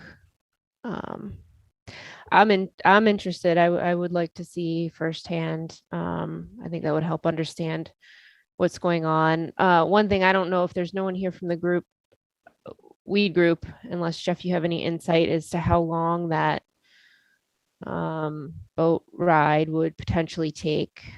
I would say it would be less than an hour, Melissa. Okay. Yeah. That's the only thing. I just have another commitment in the late morning and would need to be kind of done and on my way at 9. Okay. So as long as it fit in that, I'd be amenable to meeting earlier if we thought it would take longer, but if an hour is sufficient, then that works for me. And I guess Yeah, I think an hour should be sufficient. That's usually how long it usually actually takes us a couple hours to do the survey when we go out. So just to do an inspection of a few areas so people can kind of get, a better idea of the extent of the weeds this year. I think an hour is more than enough. And I'm planning on attending as well. One question I had for Kim and Anna is we probably need to post this as a public meeting, right? If there's going to be a quorum attending, or if there could be a quorum. Yes. And Anna, I believe we've actually already passed, if it's this Saturday. Is it a hearing? Like if we just do a site walk, is it an equivalent to a site walk? And we don't necessarily post for a site walk, right? As long as we're not discussing anything, I guess would be the. I'm just wondering, because it sounds like they may plan to subsequently file an application with the commission. I think you're okay because you're 48 hours for meeting announcement, right? So if you do it on Wednesday, you've still got Thursday and Friday. That's the 48 hours, right? Because it doesn't have to go to the paper.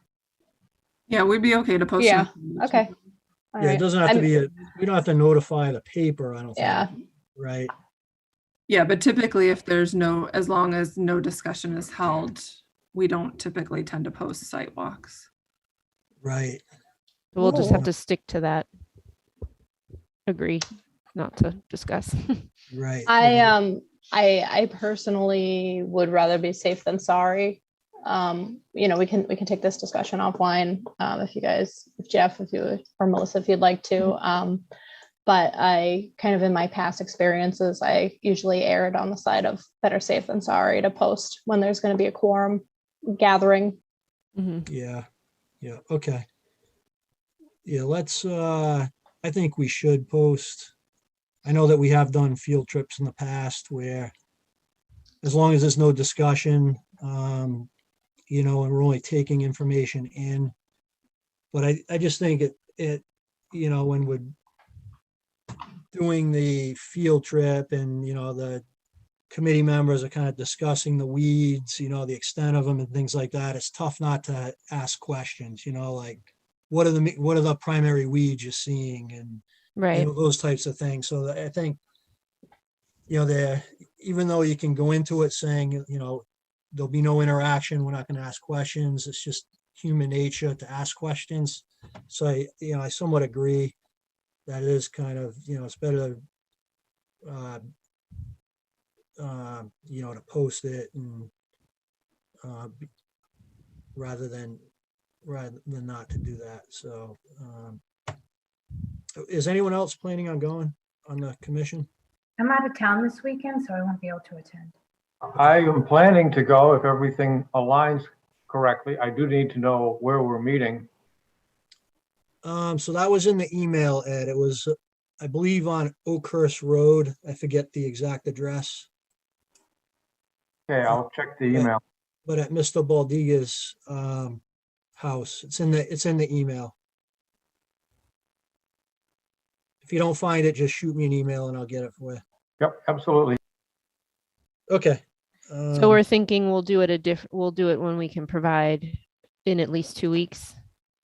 We would need to, is that what we decided? What was that, Melissa? 2 weeks? We cannot do it this weekend because we No, I can't think post we it. can do it this weekend. Oh, okay. Okay. As long as you post tomorrow. Okay. We need 48 hours. So it'll be myself, Jeff, Ed, anyone else interested or in attending? I cannot attend. Okay. Okay. So we will have a quorum with 3 of us. Okay. And then a couple of the selectmen may or may not be going. I'm not sure yet. But anyways, okay. All right. What do I do with my agenda? The next thing on the agenda is the commission reorganization. We typically talk about this in June, but with the onboarding, you know, with Kim and, you know, Don kind of phasing out, you know, it kind of fell through the cracks. So we didn't discuss it. So we'll open that for discussion now. Through the chair. Yep. Go ahead, Ed. Ed, I note that Ted's not here, which means we can appoint him for everything. No, the bad stuff, only the awful stuff. Good suggestion.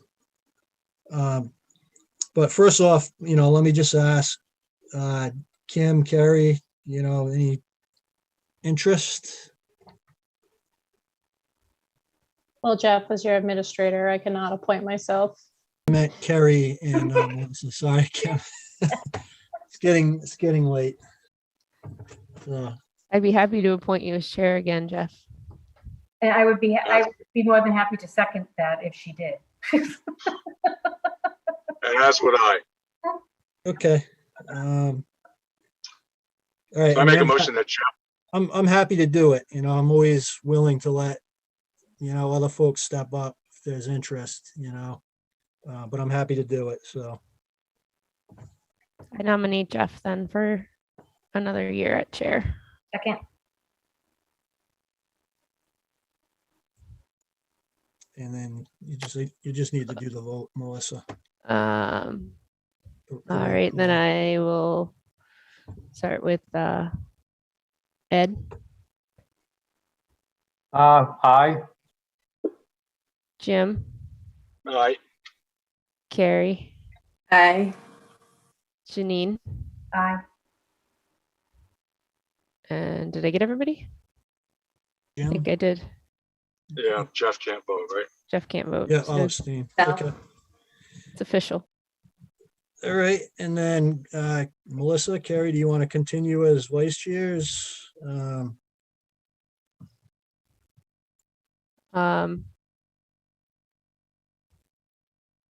I'm kind of, I'd be happy to offer someone else the chance if they would like, or I'd be happy to stay on as well. Is Carrie here I'm here. as co-chair?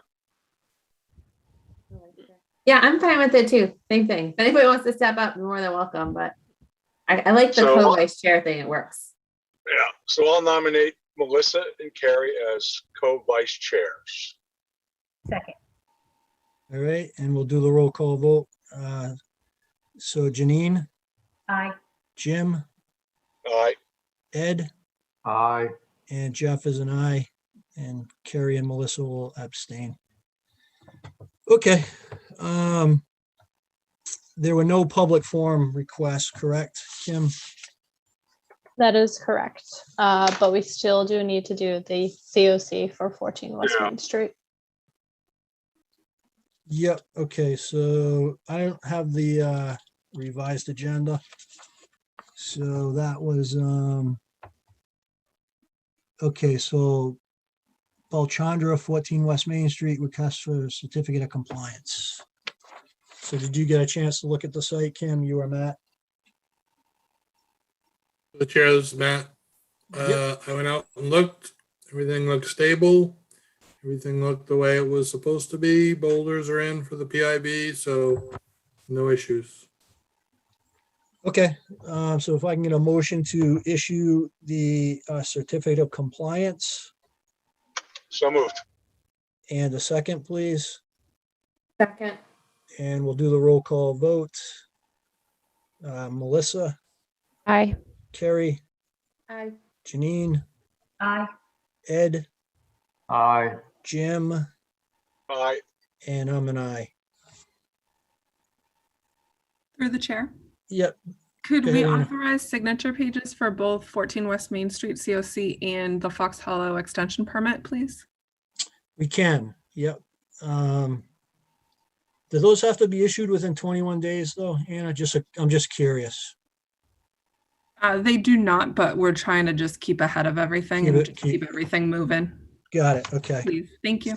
Yep, so I get a motion that the Fox Hollow requests for minor modifications and the request for the extension permit,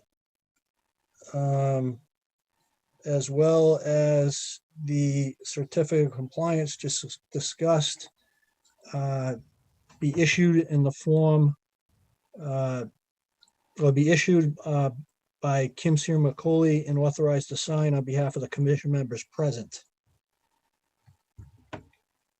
So moved. And a second. Second. All right, and we'll do the roll call. Melissa, Aye. Carrie, Aye. Janine, Aye. Ed, Aye. Jim, Aye. and I'm an aye. Okay, I'll be glad when we have these in-person meetings, so we don't have to do the roll call vote. It's like really annoying. Yeah, it takes up a lot of time too. It does. Okay.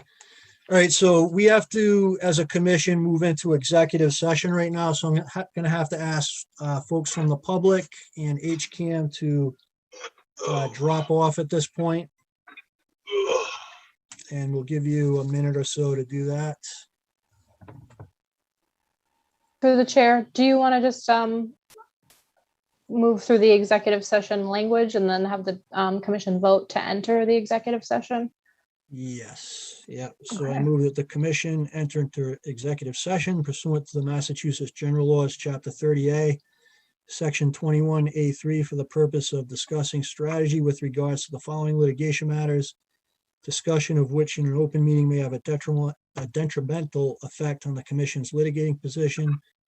As I do declare, request for departmental action of 0 Wood Street, rear, Hopkinton, Mass, DEP file number 1881718.